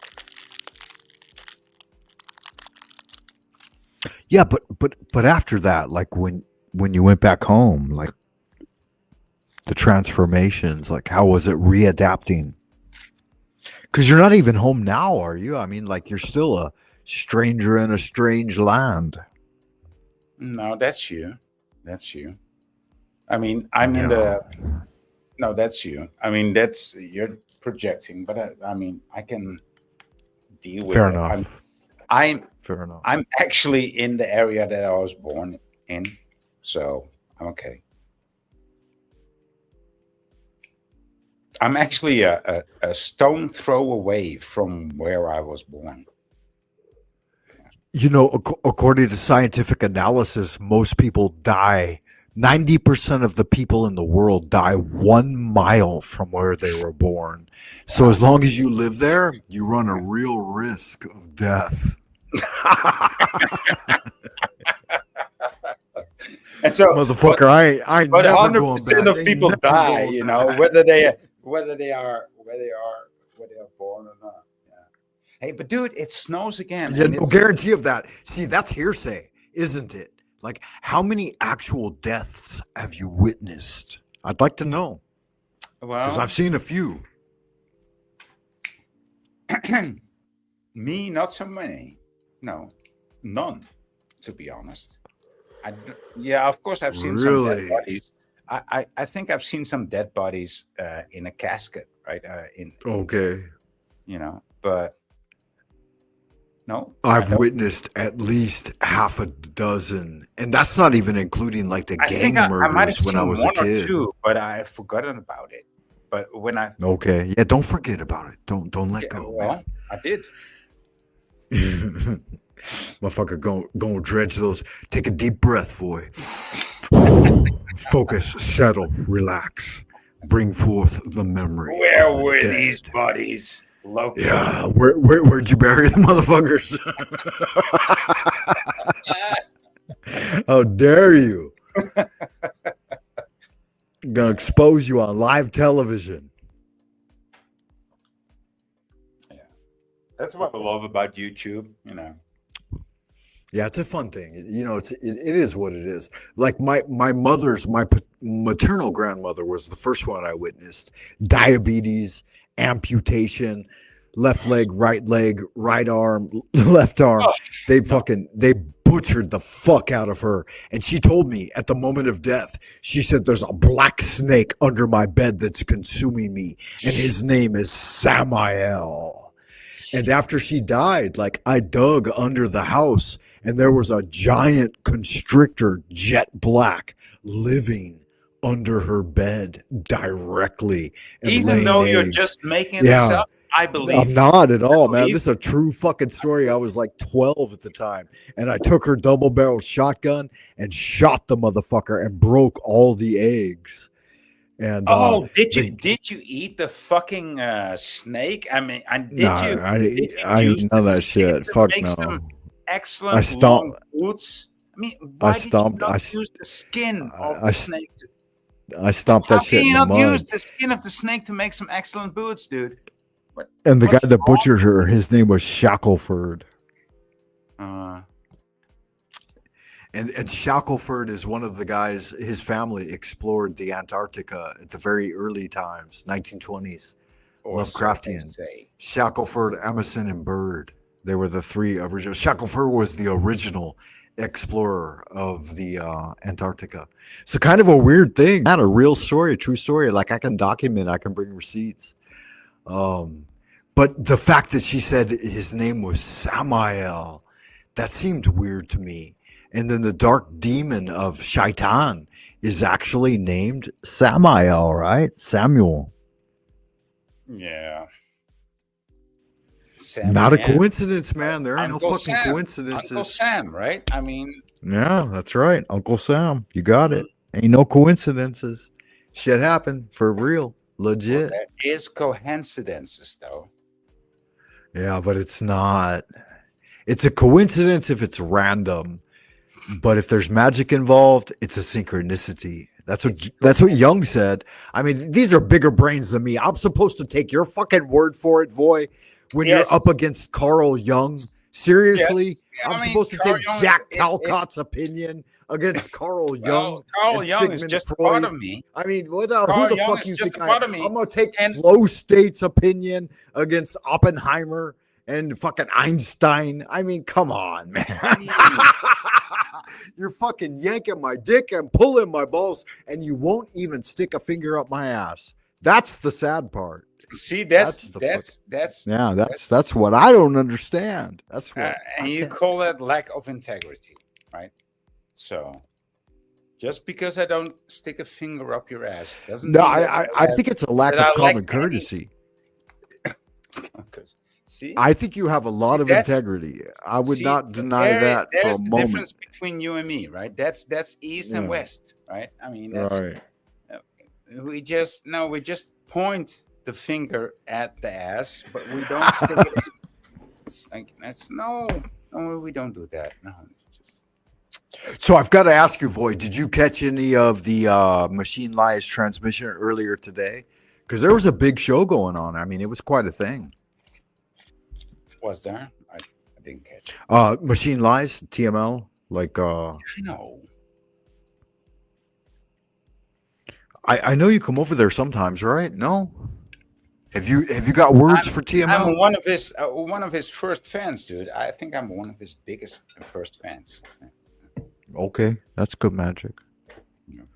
Yeah, so he was transmitting earlier today. I was over there in house, like the entire show, like 6 hours or something, man, and quite a thing. Like a lot of different folks showed up. It was quite an eclectic motley crew of individuals expressing ideas. It was a good way to start the new year. You were one of the motley crew, I imagine. Absolutely. Yeah. How about your new year? Did you ring it in good old fashioned? Did you do the countdown and slam your head against the ground before the pagan god of Moloch? Did you offer up a child to the flames? Did you sacrifice anything? I sacrificed for Janus. 10 tiny little children. I didn't even care whether they were male or female. I just slammed their heads to the trees and to the ground and into the grab them by the ankles. I mean, and some of their feet I burned into the fire. So that's what happened to me on New Year's Day. I mean, I think I made some sacrifices there, and that's why it's snowing so heavenly today. I mean, when I look at the snow coming down with big flocks, big fucking fat flocks, that, I need the snow, dude. I need the snow to create some snow creatures. So I'm gonna create some snow creatures this afternoon, this evening, and it's gonna be looking fucking fantabulous tomorrow. Yeah, well, I can appreciate it, definitely. I mean, fuck, sometimes, like, you don't even know, like, the illusion is so powerful, all powerful, like they're trying to override our systems. No, dude, I'm not talking about the fucking illusion. I'm talking about the results. The results are gonna be. I know what you're saying. I know what you're saying. I get you. I feel so you. Don't But play sometimes me. they bring in this. Sometimes they bring in those kids, and you just gotta grab them by their little Sometimes feet you sound and like swing them fucking full Illuminati. circle, Sometimes you semicircle. sound like Illuminati. Like I don't know. Dude, how dare you? How Yeah, right. dare That's you? a good insult, right? Finally. Is he here, Illuminati? Are you out in the chat? No, but you. I mean, you do. You never research, know. Tommy. I mean, you are that desperate. You are. Yeah, I'm only 1 degree removed from Illuminati. That's a true fact. Well, that's enough. That's enough. Yeah. I started choosing homelessness at like 11 years old. I ran away from home like 15 times, up to 2, 3, 4 weeks at a time. And finally, they just kicked me out of the house. And I spent 6 months at my brother's on the You don't roofing have to yard. run away anymore. We're just gonna kick you out. You can go to China. About run away. Why you keep showing back up? Yeah, that's part of the reason why I probably ended up here, right? Yeah, so I started running away at an early age, just like Tommy, but I stopped running from something. How old were you when you ran away for the first time? Probably 9 or 10, I'm thinking. Yeah. So how did that go? It went great. Like I went down to like the local grocery store. It was a Ralph's, and I slept in a like a laundry room of an apartment complex, and people would come in and run the fucking dryers for the laundry, and so it would heat up the room. And I stayed there like 3 days and robbed the local grocery store to get food and was just chilling. I was having a good fucking time, man. And it made like late 70s, early 80s, right? Yeah, right. Like that was probably 82. Yeah. That's crazy, dude.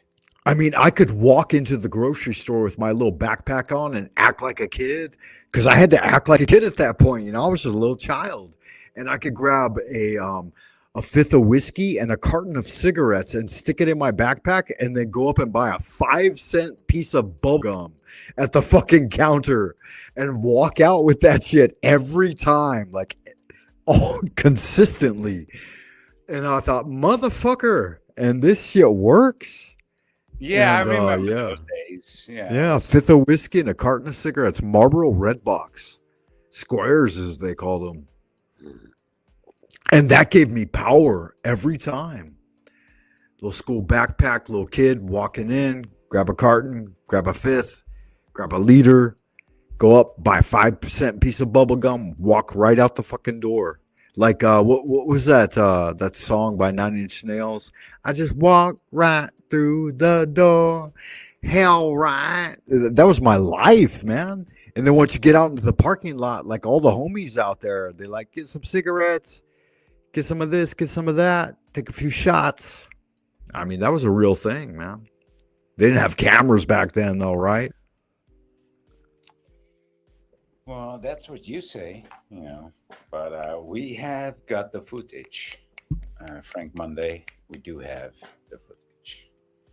Yeah, kind of a thing, though, right? I mean, Yeah, really, you're gonna have to- that was prior to the gang wars. The gang wars didn't start until 83. 83 to 85 were the worst of the Bloods versus the Crips. Yeah, the New York gangs. Yeah.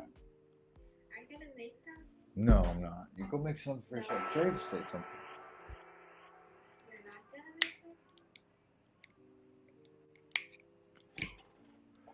Why don't you do something? Do. 哇，还是没讲有时候好，Do you hear that shit? We're talking Chinese over here. 没有啊，看很这把我啊，我很，我就怕，不得不我啊，乒乓跑啊，很手我也看到。 And it's interesting, Void, that you should bring up the ping pong. Are you familiar with ping pong at all? Do you play ping pong? Oh, table tennis. Right. Okay, so I have a story from like 86, I believe. You could look it up. But there was a Chinese ping pong coach that came to the United States, and he trained like all of the gold medalists for like a decade of people who won gold medals in ping pong. And he was the trainer, he was the coach. And so a journalist asked him, he said, how do you train so many people to become gold medalists, fucking ping pong players? Aside from the fact that they all Chinese, most of them anyways, right? Motherfucking ching chong this, ching chong that. No, But he said, what was the ping pong answer? I want to know the ching chong ping pong answer. Like, what is it? right. How Yeah, did he do it? he was sincerely interested in it. And so he said that I train them and let them practice 90% of the time at what they're good at doing. And then I almost never focus on what they're bad at. He said the other coaches are out there trying to get you to improve this, improve that. And if you're bad at this, you got to work on this, you got to work on that. Fucking convincing. Yeah. Right. That's such a Zen thing. Right. How would you reflect on that, Voy? How would you reflect on that? Well, Do tell. I mean, that's the most Zen thing to do, right? Just do what you're doing and just concentrate on what you're doing. Be the best at what you're doing. And you don't even have to be a professional. You will just be appreciated. Right. Just encourage people to do what they do best. That's called virtue in Chinese. Right. Like Voy just being Voy. Just fucking let him be Voy. That's his virtue. Fucking Frank Monday out there stealing fifths of whiskey and cartons of cigarettes. Motherfucker, push him to do more. Because he good at that shit. Hey, Steal grab more. 5 cartons Frank of Monday, cigarettes steal more 10 fifths of whiskey. and send me right? some. Right? But steal more to begin with. Right? Motherfucker, take 3 backpacks in with you and see if that works out. And it did. I had a backpack on either shoulder and one on my back and one on my fucking head, and still bought a 5-cent piece of bubble gum with like a gallon of whiskey on my back and like 25 fucking cartons of cigarettes. But you never got a golden ticket. You get never. No, I never had to pay for it. Motherfuckers are gonna come and find me now. They know the truth. They know what was up. So you just, like, Voy, you know what you're doing. Just do that, right? Why should you ever focus on your fucking failings? I don't know what I am Yeah, doing. but it is I suck a still dick. wanna keep Come on. doing it like I know what I'm doing. Of course I am. Yeah. Right? Why waste time? Ándale. Yeah. Arriba, ándale. Yipa. Ay, cabrón. Like, why would you do anything that you're not good at doing? It doesn't make any fucking sense. But the world trains you opposite, right? The way of the world is, hey, Voy, you can't do this, you can't do that. Why don't you fucking do that? I don't care about world. I only care about earth. Earth, fire, wind, snow, and peace. Yeah. Also ether. Also yeah, absolutely. Very much about ether. But more snow. Snow is good. We need more snow because I want to create. So I'm going to create snow creatures tonight, Frank Monday. So Frank Monday, I mean, tomorrow is going to be Monday, right? So tomorrow there's going to be snow creatures being created by the Voy. Yeah. 9:33 right now, and I'm about to roll into the new year. Now, New Year for Chinese people only starts on the 10th of No, January. it's February 17th this year. What? Okay. They're just like Jewish people. They're like way off the calendar. Well, it's because they both, Jewish and the Chinese, follow a lunar solar calendar. Yeah. I appreciate that. Plain?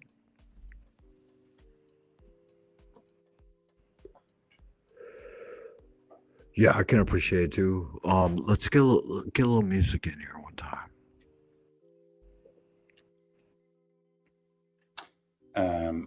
Are you gonna play the caravan music?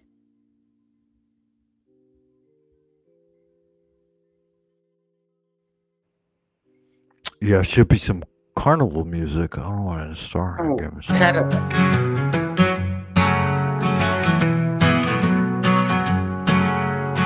Eagles flying high, cats on the prowl, devils in your bed, their whispers so loud, witches on my heels, so they'll steal, running in the dark, truth they conceal, blood on the walls, spattering a sink.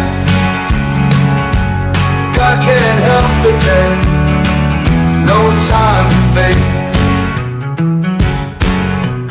Hounds howl at night, shadows in the light, fear in every breath, eyes wide with fright.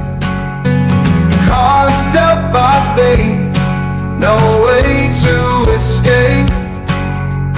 Threads getting tight, can't see the daylight. Blood on the walls, spattering a sink. God can't help the dead, no time to think.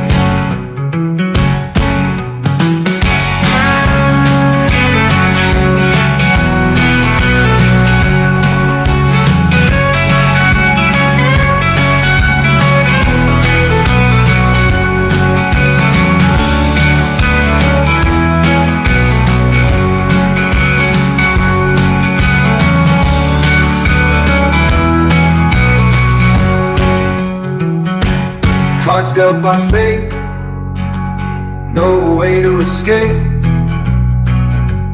Threads getting tight, can't see the daylight. Blood on the walls, spattering a sink. God can't help the dead, no time to think.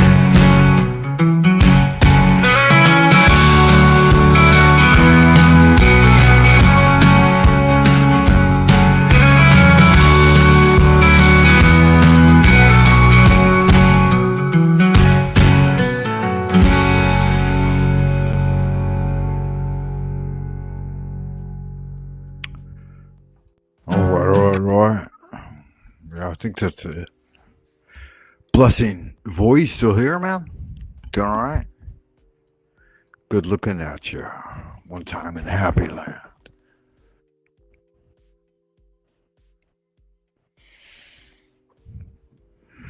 Blessing, beloved. I believe we have lost Voy.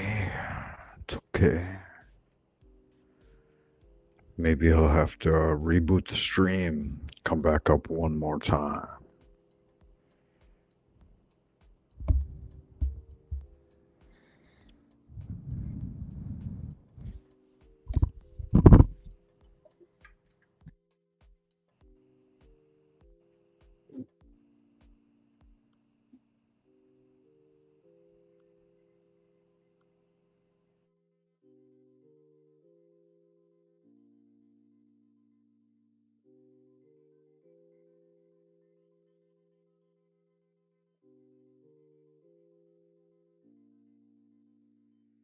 On the prowl, devils in your bed, their whispers so loud, witches on my heels, so they'll steal, running in the dark, truth they conceal, blood on the walls, spattering a sink. I can't help the dead, no time to think. Hounds howl at night, shadows in the light, fear in every breath, eyes wide with fright. Cards dealt by fate, no way to escape. Threads getting tight, can't see the daylight. Blood on the walls, spattering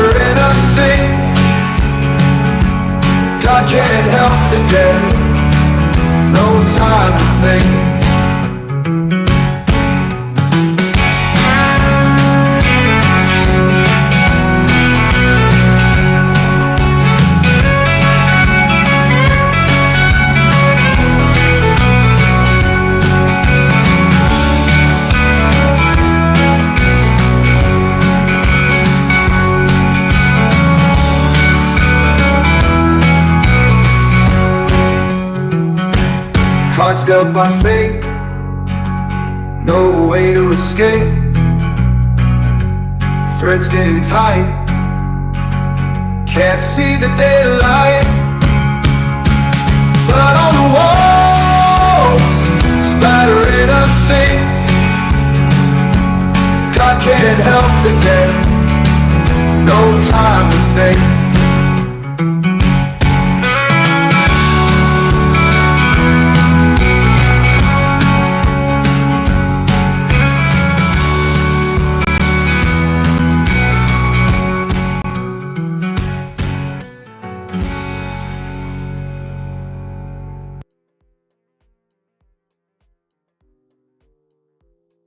All right.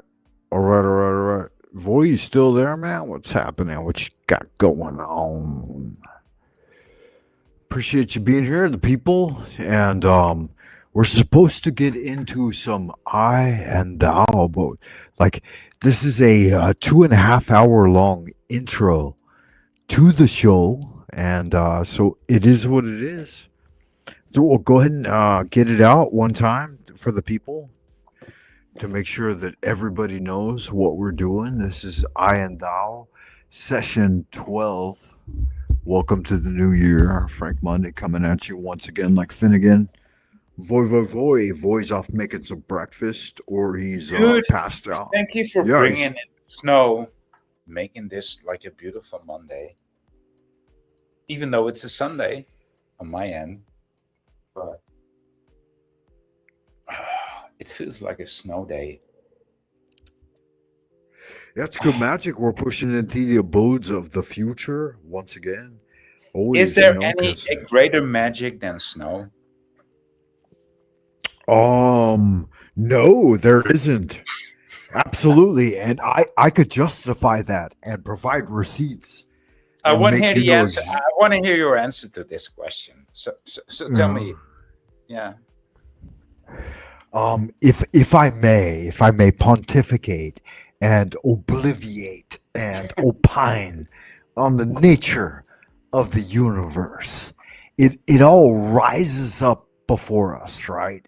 And is sucked into the great vacuum of space.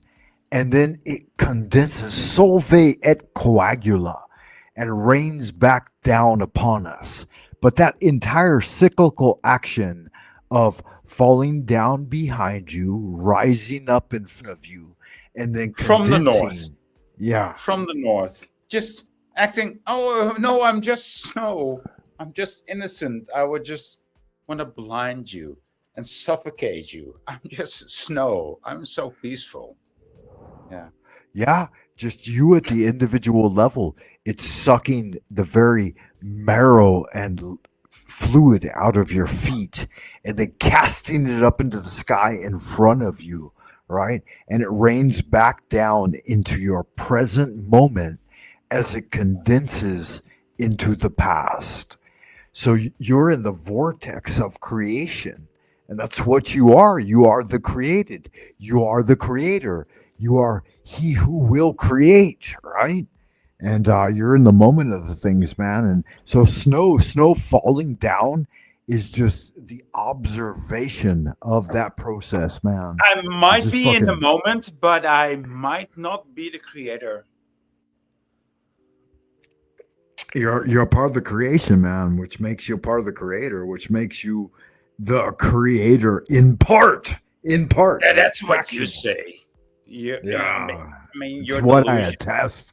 It's what I affirm. You are hallucinating, and you are a teacher. No, I'm not. Oh, what? You're not? No, I might be hallucinating. I might be having a human hallucination that I'm real, but in fact, I spoke hard truths that only the enlightened would understand. So what the fuck are you? Are you a Jack Talcott? Like, what are you? No, fuck no. Jack Talcott's got the reins, man, motherfucker. He got the Daily Show. I ain't got no Daily Show. I got the Weekend Show if I'm lucky. right? Oh, that's a good thing. I mean, at least that's the right reaction. One should get of that. I mean, I ain't got no daily show. My daily show is making money, big numbers. I ain't gonna fucking sit around and hang out on the internet and be poor and shit. You gotta get real fucking poor and fail. You're making social credit in China? No, I'm making big dog. You got to think, how is Frank Monday living as opposed to how is PewDiePie living, right? And you got there ain't a lot of difference there. And he motherfucking 50 million a year. So yeah, you could. I don't know what you're talking about. Void. In all reality, you can only eat one meal at a time, 3 meals a day if you're lucky, right? And you can only sleep in one place and have so many conversations and so many interactions with so many people. And I got the best of the entire fucking cosmos. That's here what you right think. now.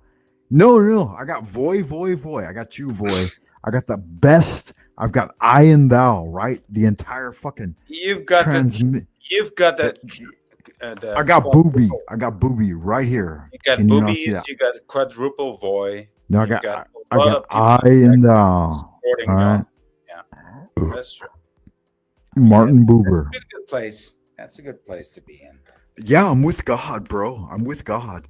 And it's not that you're God, but it is that you are God. What are you saying? Like that I'm not God? No, I didn't say you weren't. You did me wrong there, dude.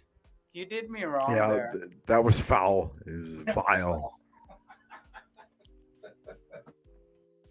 That shit ain't cute. That's okay. Let me correct. You are God. And I'm in the presence of God. And talk to Moses or Solomon or David if you want to know, like, what is it like to be in the presence of God, I right? feel so granted to be with you too, right?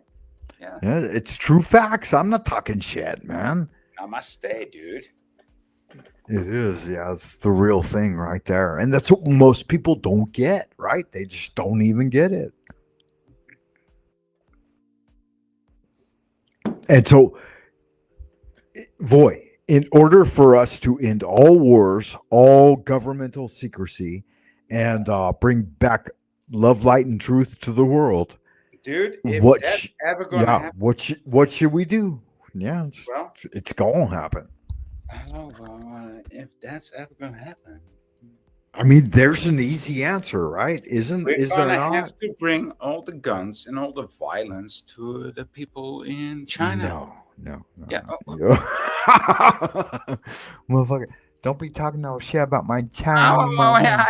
It's not about your country. It's just about the attitude of your country. No, we're gonna have to live without fear. Dude, it's China. Here it is here, man. We're going to have to live without fear. We're going to have to liberate the people of China. No, motherfucking Chinese don't need no liberation. They have enough of your motherfucking Western liberation through opium. Done with it. Ain't going to take it no more. You white person gonna tell me another white person to tell That's me right. like You what the come whole over China and thing you is fucking about. Like you what the fuck fuck around you with the talking about, man? Chinese anthill. You done stirred up a hornet's nest. You ain't got no idea. We got Chinatowns in every major city on the planet. This Chang Ho guy. Try to tell me one other ethnicity that has a foothold in every major city in the world. Is there anyone that that can compare to a Chinatown on every fucking city on the entire planet? Okay, let me tell you. Y'all motherfuckers done fucked up. I have the answer. Y'all fucked up. I have it waiting in my heart, in my pocket. It's Okay, go everywhere ahead. inside of Go me. ahead. You can't It's the compete, Dutch- man. You can't compete with an ant farm. Y'all It is motherfucking the Dutch mammalian. people, dude. The Dutch people. And I'm not trying to compete. You can't beat them. Join them. Huh? You can't beat them. Join them. I mean, Motherfucker, Chinese done took over. Some of these people that listen to our live streams, Frank Monday, think that okay. Yeah, you're right. You're right. You're right. You're right. Come on, let me just You're talk in right. an Asian No, accent. you're right. You're I'm right. just You're right, trying to motherfucker. cooperate. Motherfucker, you right. You right. You right. You done won the fucking I'm just competition. telling you. I'm just Tell telling us you. then. Some of these people think that the tulips come from Holland, right? But they do not come from Holland. They are from India. They are Then from explain it the way you know how. Go ahead and break down. all the tulip Go ahead, explain that shit. are from China originally. Yeah. But we cultivate the bulbs better than the Chinese people do. Somehow. Yeah. Ultimately, the technological angle and the precision of the Western mind will ultimately, even though we've been reduced to 5% of the world population, we will rebound. And in the next 100 to 200 years, this planet will be covered by almost entirely white people. Dude, this planet will be called Frank Monday. Goddamn minute, this boy. whole Wait planet just a will be goddamn called minute. fucking Because Frank it is Monday a superior, and Frank it is a Tuesday superior, and Frank Wednesday too. superior. I mean, that's why we're here. Let me finish, please, because it is a superior genetic material and its reflective qualities and just the fucking asymmetry of the motherfucker, eyes dialed in, golden ratio.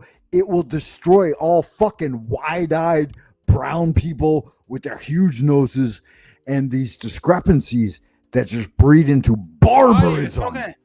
Barbarism. They're barbaric savages. You're talking about the white-eyed black people. You're thinking about that like that. Listen to me. Listen to me. Though they may swing their uncircumcised penises in the direction of the godsend, their golean foulness will show them every time. I mean, fuck, what you gonna do? Right? Every time it's just brought out into the open. With your long dick. And with your long prick. My big old fucking penis gone, motherfucking Europe. Gonna tell some. What you gonna do to Asia? That's like 20,000 million tiny pricks against 2 of your long dicks. I mean, that's hypothetically, the tiny theoretically, pricks are gonna right? win. The tiny pricks are gonna win. Ultimately, absolutely, like, because you can't stir up an anthill, and the overcompensation will absolutely take hold, but then it has to reverse itself, right? That's why we hate the tiny pricks. That's why we hate the tiny pricks. Well, it has to be cyclical, right? It always has to return. You can't destroy the loop, as it were, right? Do we not love the loop? Isn't that why the people tune in for the loop? Really? Really? Are you sure? Tell me, why not?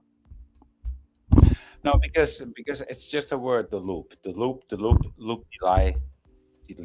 Loop, lie. Yeah, well, I mean, we could care less about the loop. We don't care about the loop. It's sustainability. Well, not sustainment, rather, because the word sustainability has been soiled by the New World Entertainment and Vision thingy. But yeah, that's what I said. Yeah, I don't know if I'm buying it though, man. I mean, you have to create a more convincing story than that. Like, I don't care. I'm just a poet. I mean, I'm just a poet. And I just did some poetry. And you said, oh, no, you got to make this a bit more political. And I'm just, no, I just did a good thing. Yeah, you gotta wax a little bit. A little bit. I'm not. No. I think that was just fine there. Yeah. I don't even know what it was. But you might be right. I might. Yeah, you might be right. Give me a second. Try this out one time.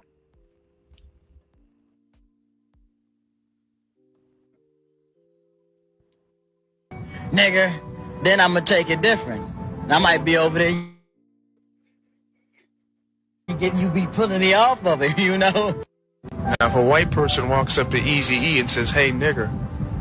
Depends on how you said it. Oh, yeah. Like you say, what's up, nigga? Then that's cool. But if you just say, nigga, then I'ma take it different. I might be over there.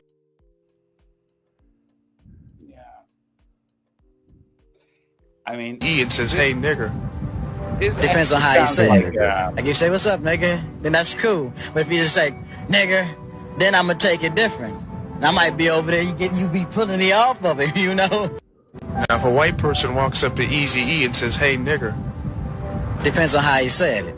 Like you say, what's up, nigga? Then that's cool. But if you just say, nigga, then I'ma take it different. Do you think there's any good way that I can come up to Joe Cool and say, hey, what's up, nigga? Yeah, I think so. Like, boy, you're full on nigger, man. I mean, fuck. What it? I will take that as a compliment. I will take that. Yeah, absolutely. Like, I would challenge anybody if they said the boy is a nigger. Disprove it. I'd be like, motherfucker, he's nigger from the feet up. What you talking about? He's from the floor to the whore, man. Motherfucker, he's a nigger. Which. And like Frank Monday, you can't deny that I'm a nigger. Why like, are you in my hood, dude? Why are you talking about niggas? I mean, what you talking about? I might reflect in the mirror as white, and some motherfuckers might even claim that I'm white, but I'm nigger from the root up. I mean, that's all there is to it. I mean, Jack Talcott's a nigga too, man. I didn't know that you were nigga that been much on of the a street. nigga, dude. If I knew that you were that much of a nigga, I wouldn't actually have connected with you. My on the nigga, this, StreamYard. yeah. Now that I know that you're so much of a nigga, I don't care anymore. You know. Yeah, there's half the niggas out there that aren't even niggas, and they claim to be niggas just because they black, and they're like, "I'm a nigga, I'm black." And I'm like, "Motherfucker, you ain't got no credit on the street." And that street cred it's a big thing, man. Even here in YouTube, right?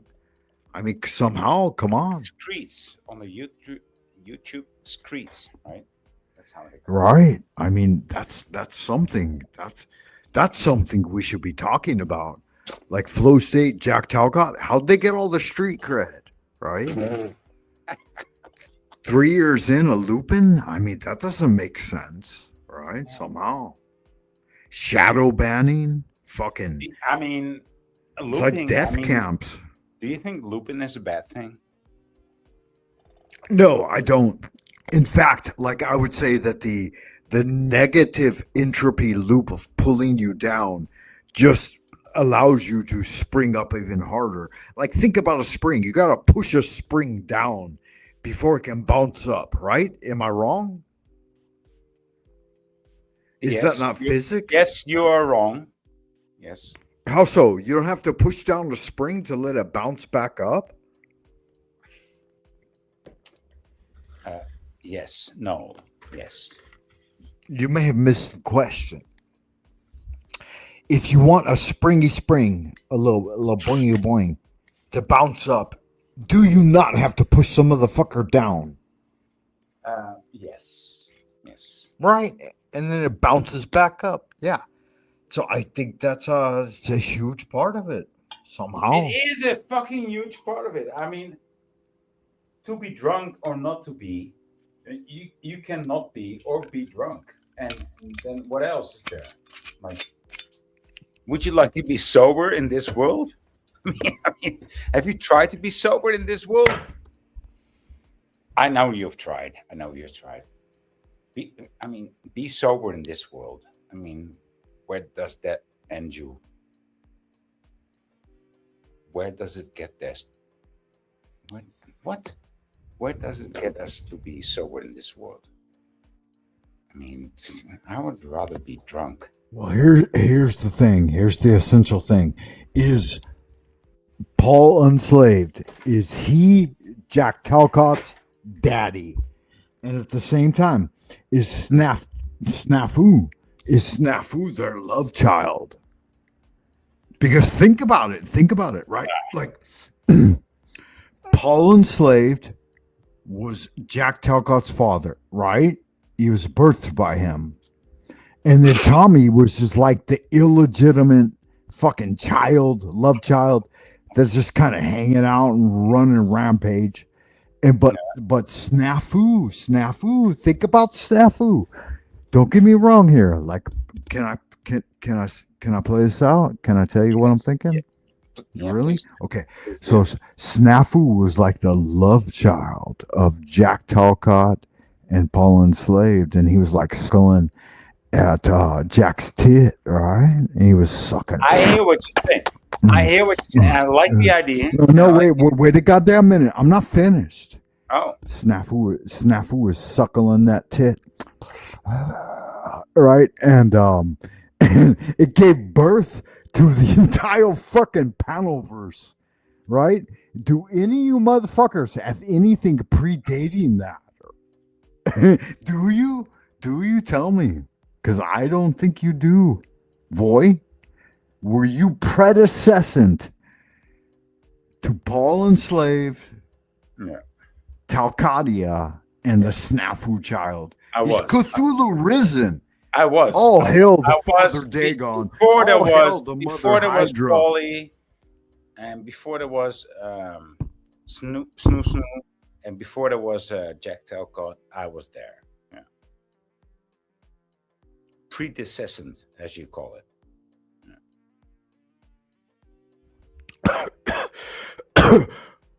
Boy, So you that made wasn't that tea. claim. That wasn't no, tea. no, That no, wasn't no, no. tea. Shut the fuck up for one goddamn minute. You've made that claim on my channel right here, FM Radio with Frank Monday, and you've said that you are a predecessor to the fucking whole Panelverse Yes. pantheon. Oh, that's big news, man. That's high optics. Snafu, can you justify that? Are you out there in Happy Land, man? My fucking. Oh no. Clip that.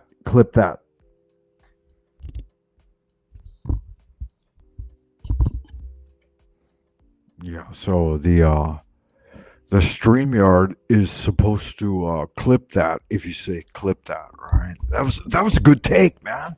Fuck, what do you think about that, really? Voy, honestly, are you serious? Like, Yeah. I've been on YouTube since I'm 2016. serious always, 24/7. That's me. No. When is your YouTube account, this current one that you're on, started? Somewhere at the end of, I think somewhere in the third season of 2023. Yeah. And Okay, so that's all you can claim credit to. Yeah. Like, what is your earliest YouTube account? 2010, I think. 2010.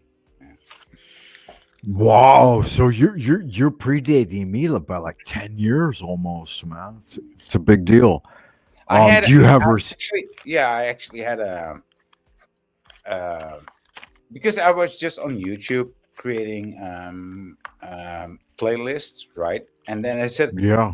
Wouldn't you like to create a channel? I was thinking, what does it mean, creating a channel? Well, we're gonna save your playlists. I was like, yeah. And it was like 2010, somewhere around that era. I think it was even before that.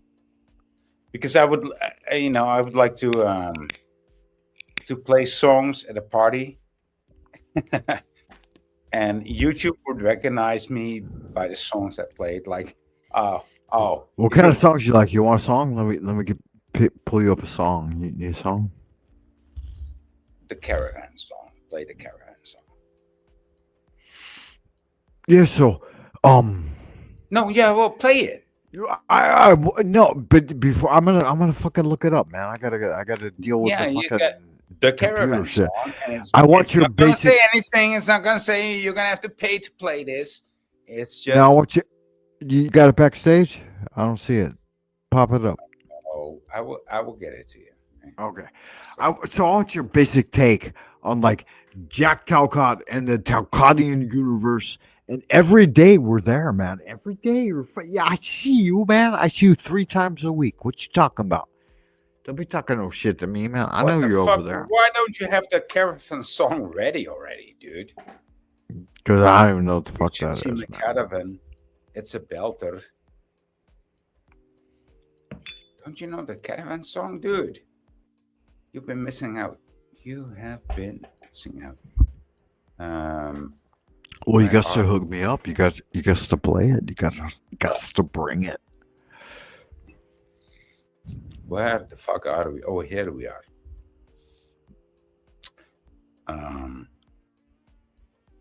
Comments, private chat. Let me get it on there. All right, do your thing, man. Just bring it up. Just bring the fire, the heat.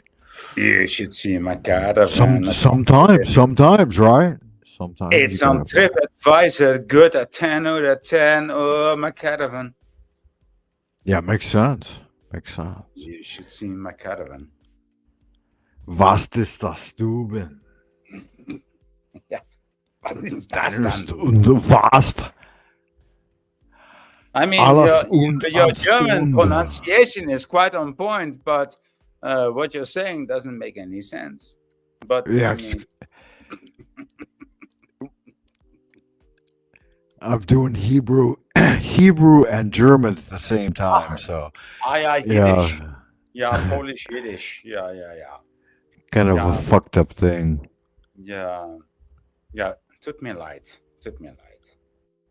Just play the caravan song for fuck's sake, dude. Give me a second.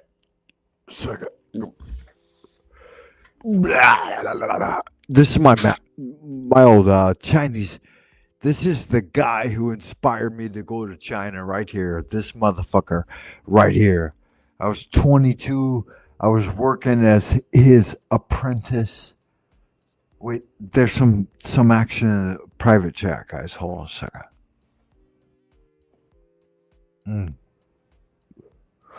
Let's see if I can't do all that, man. It's fucking... Even NPC the game joined. I like that. Really? Yeah, like 30 minutes ago, he did. Yeah, there's Master Nee.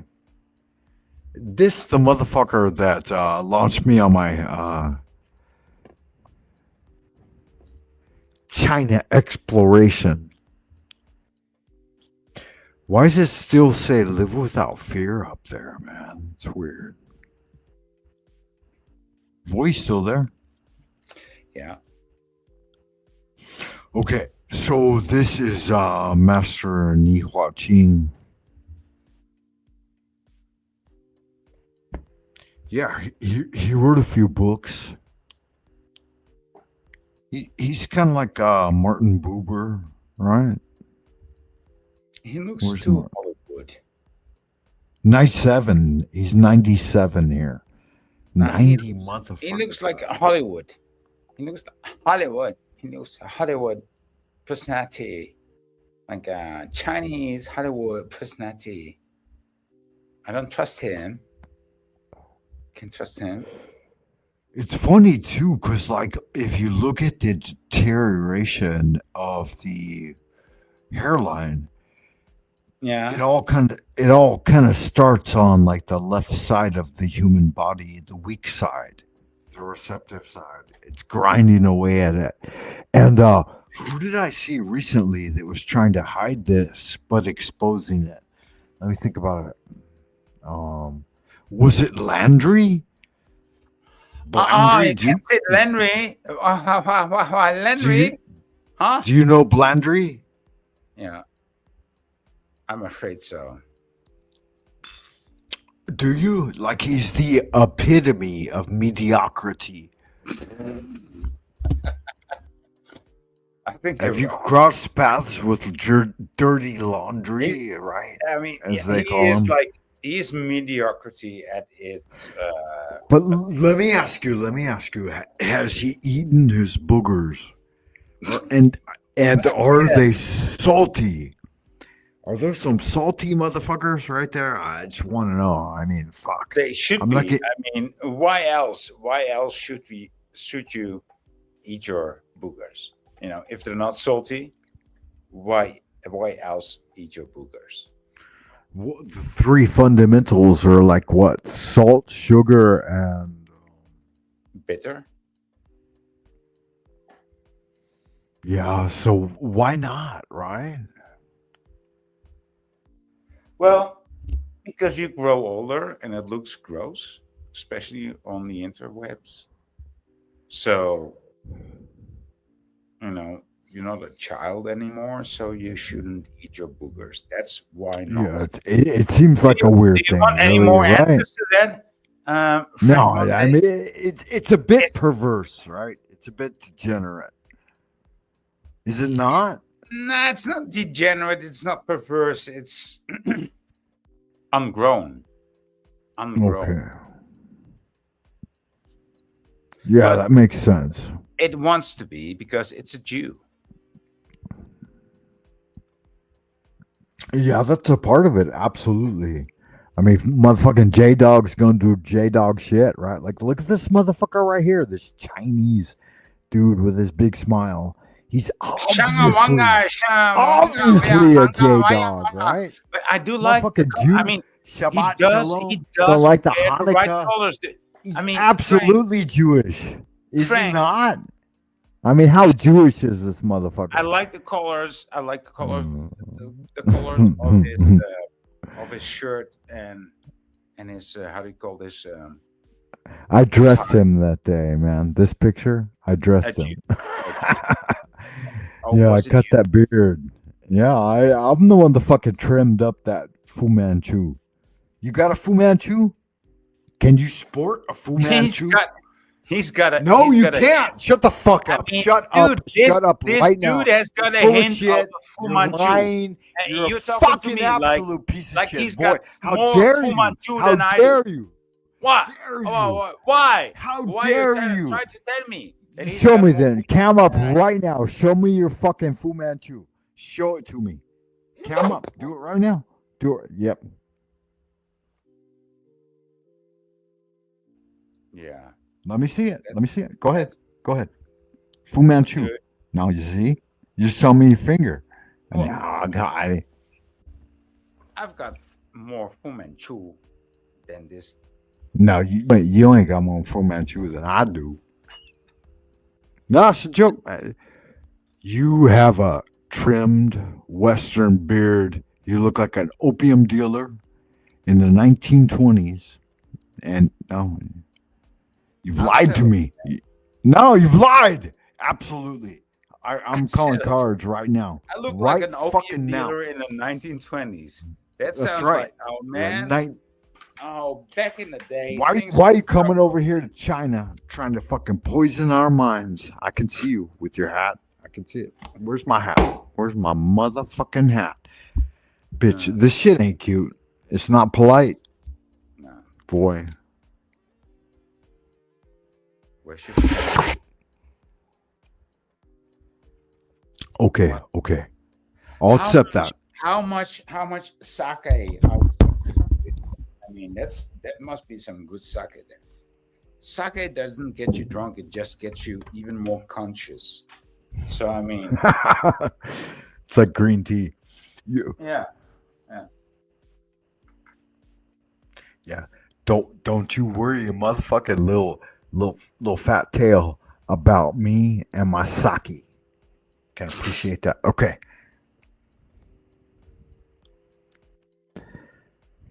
So that's Master Knee, and we gonna roll this in one time, motherfucker. Nigga this, nigga that. Don't nigga my nigga, because my niggas are gonna be niggering you. You don't want to be there. You don't want my niggas. Your niggas, you know. Yeah, I can appreciate it. Well, you never know, right? I mean, fuck. What are you gonna truly do when the minions come for you? Right? I might just die. You know.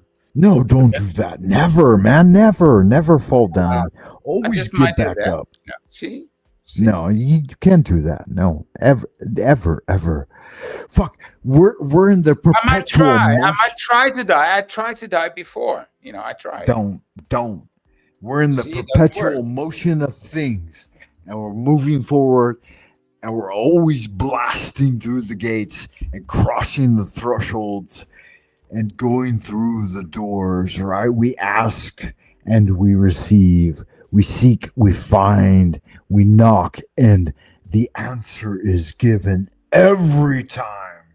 You know, we never fail to hit the fucking bullseye. What you talking about, baby? What you talking about? Dude, are you playing the Cavern song already? No, still not, right? Yeah, I was trying to, but I got some other shit here. Yeah, I gotta. Well, and you can just play it, dude. Yeah, okay. Give me a second. Just a second. And before you do, take a break. You know, take a breath. And take a piss. Right. Take a hike.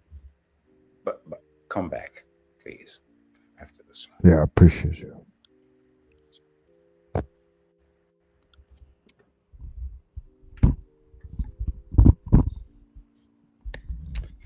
It's not playing. Give me a second. About to load up. Here we go. You should see my caravan. It's a belter.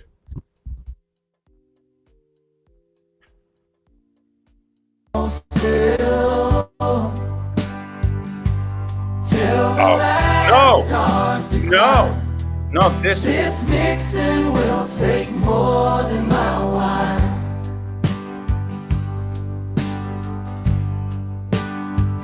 Damn the vampires and Judas Mill. Taking they take, never get their fill. In the night under the moon's cold glow, they weave spells and secrets that only shadows know. Devils down in Judas Mill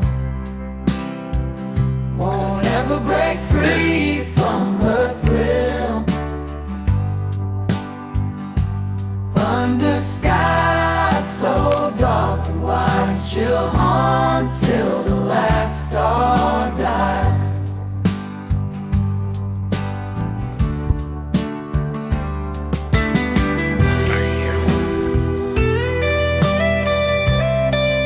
All right.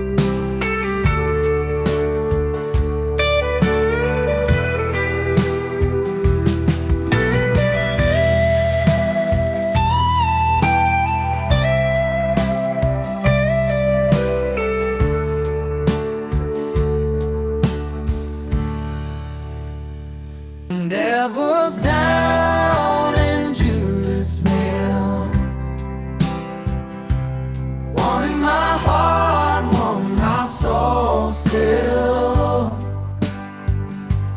till the last stars decline. This vixen will take more than my wine.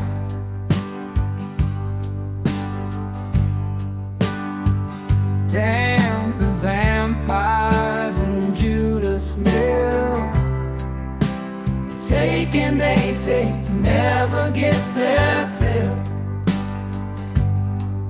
In the night under the moon's cold glow, they weave spells and secrets that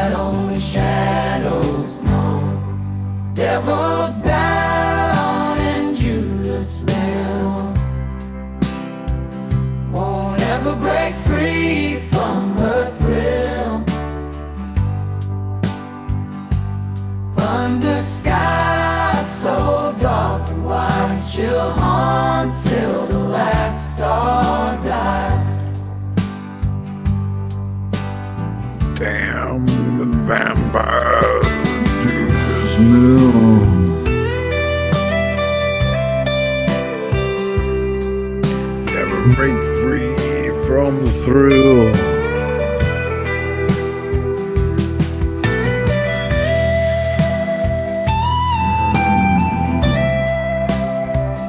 Voy, voy, voy, voy, voy.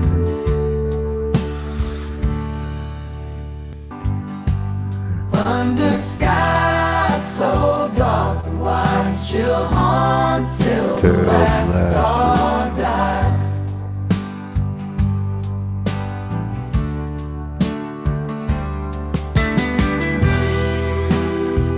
Right. That's what it is, right? Voy, you still there? Let me go. About to roll into the abodes of the future. No, I'm gone. I'm gone. I'm not here anymore. Yeah, don't do that, man. Stop that. Okay, I'll never do that again.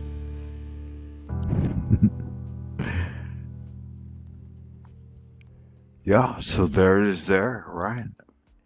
I fucking hate AI music. Don't you know? Yeah, well, You do. I mean, that's not really AI though. That was yes, it is. Yes, it is. somehow. But he did all of the chords, like those were OG chords from his own guitar, and then the vocals were all his. So Okay. yeah. And then he just used like what do they call that? A refining by AI. Like a synthesizing it. So it's basically like So an can you advanced play synth. instead of the AI? Because I hate AI so much. Can you play the song that I proposed?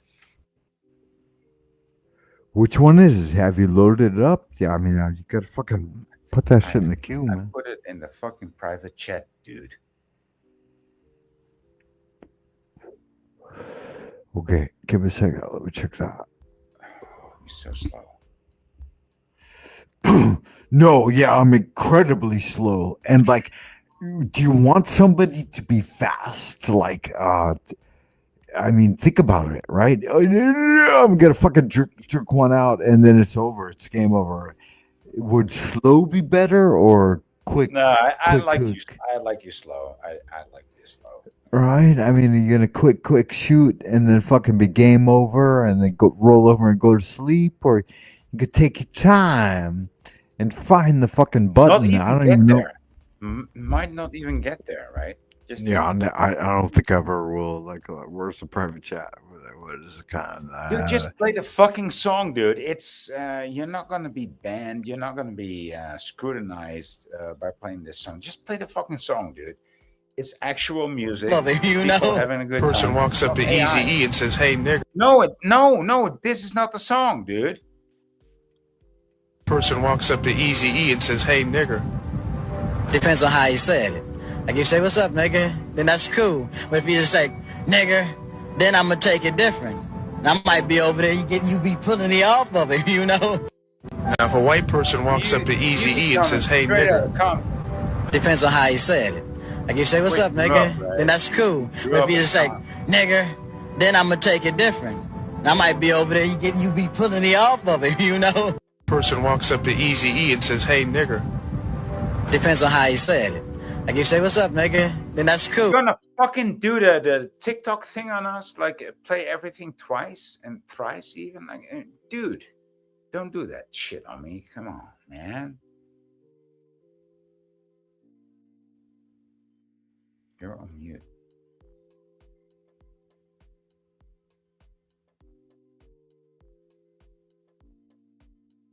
Frank, you're muted. Frankly,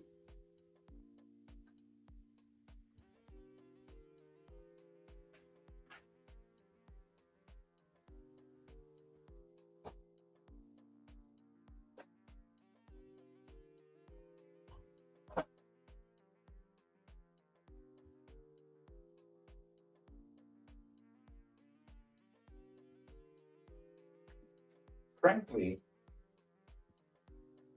what the fuck?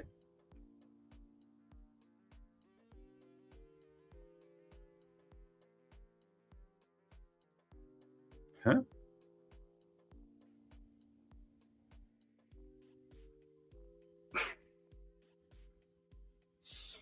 Okay, here we are. Such a belter.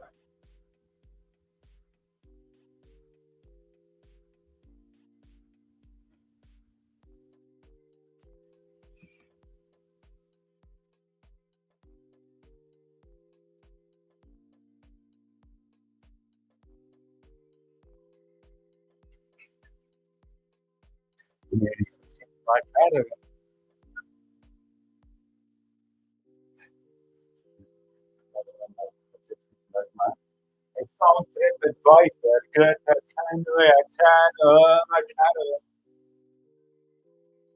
you just see my caravan. And they walk like this, and they talk like this. Don't kill Patty.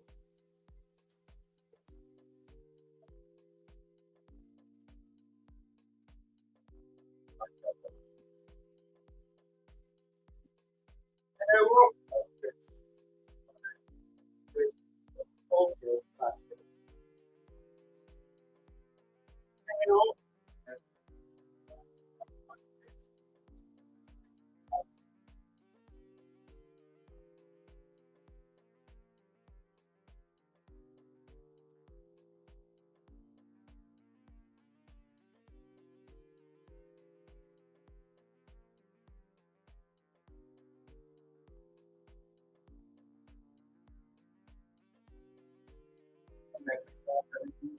I'm embarrassed. I'm in a back calling Cannon Center with Jeremy Baxter. They're all fucking panicked.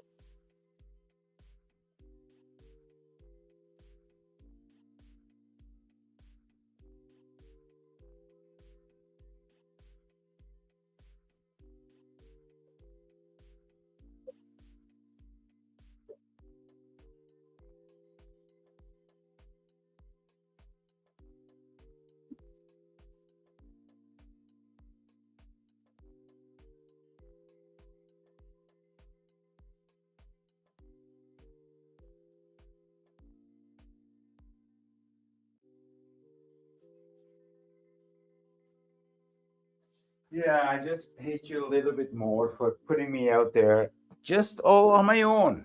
Like, what do you put me out all on my own? Fucking hate you. I will blame you forever for doing this. You know, leaving me out here on my own. Like there was no one around me. Frank fucking Monday even was afraid. Like, where are you? I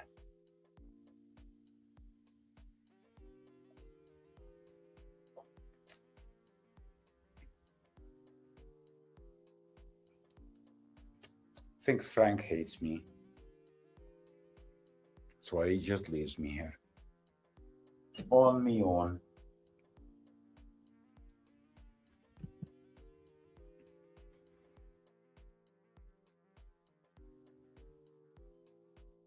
Well, so here we are.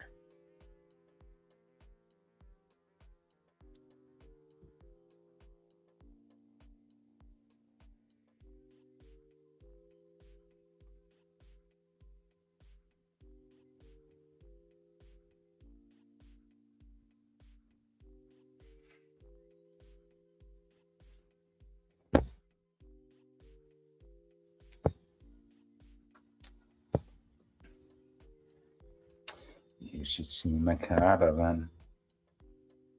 It's a belter.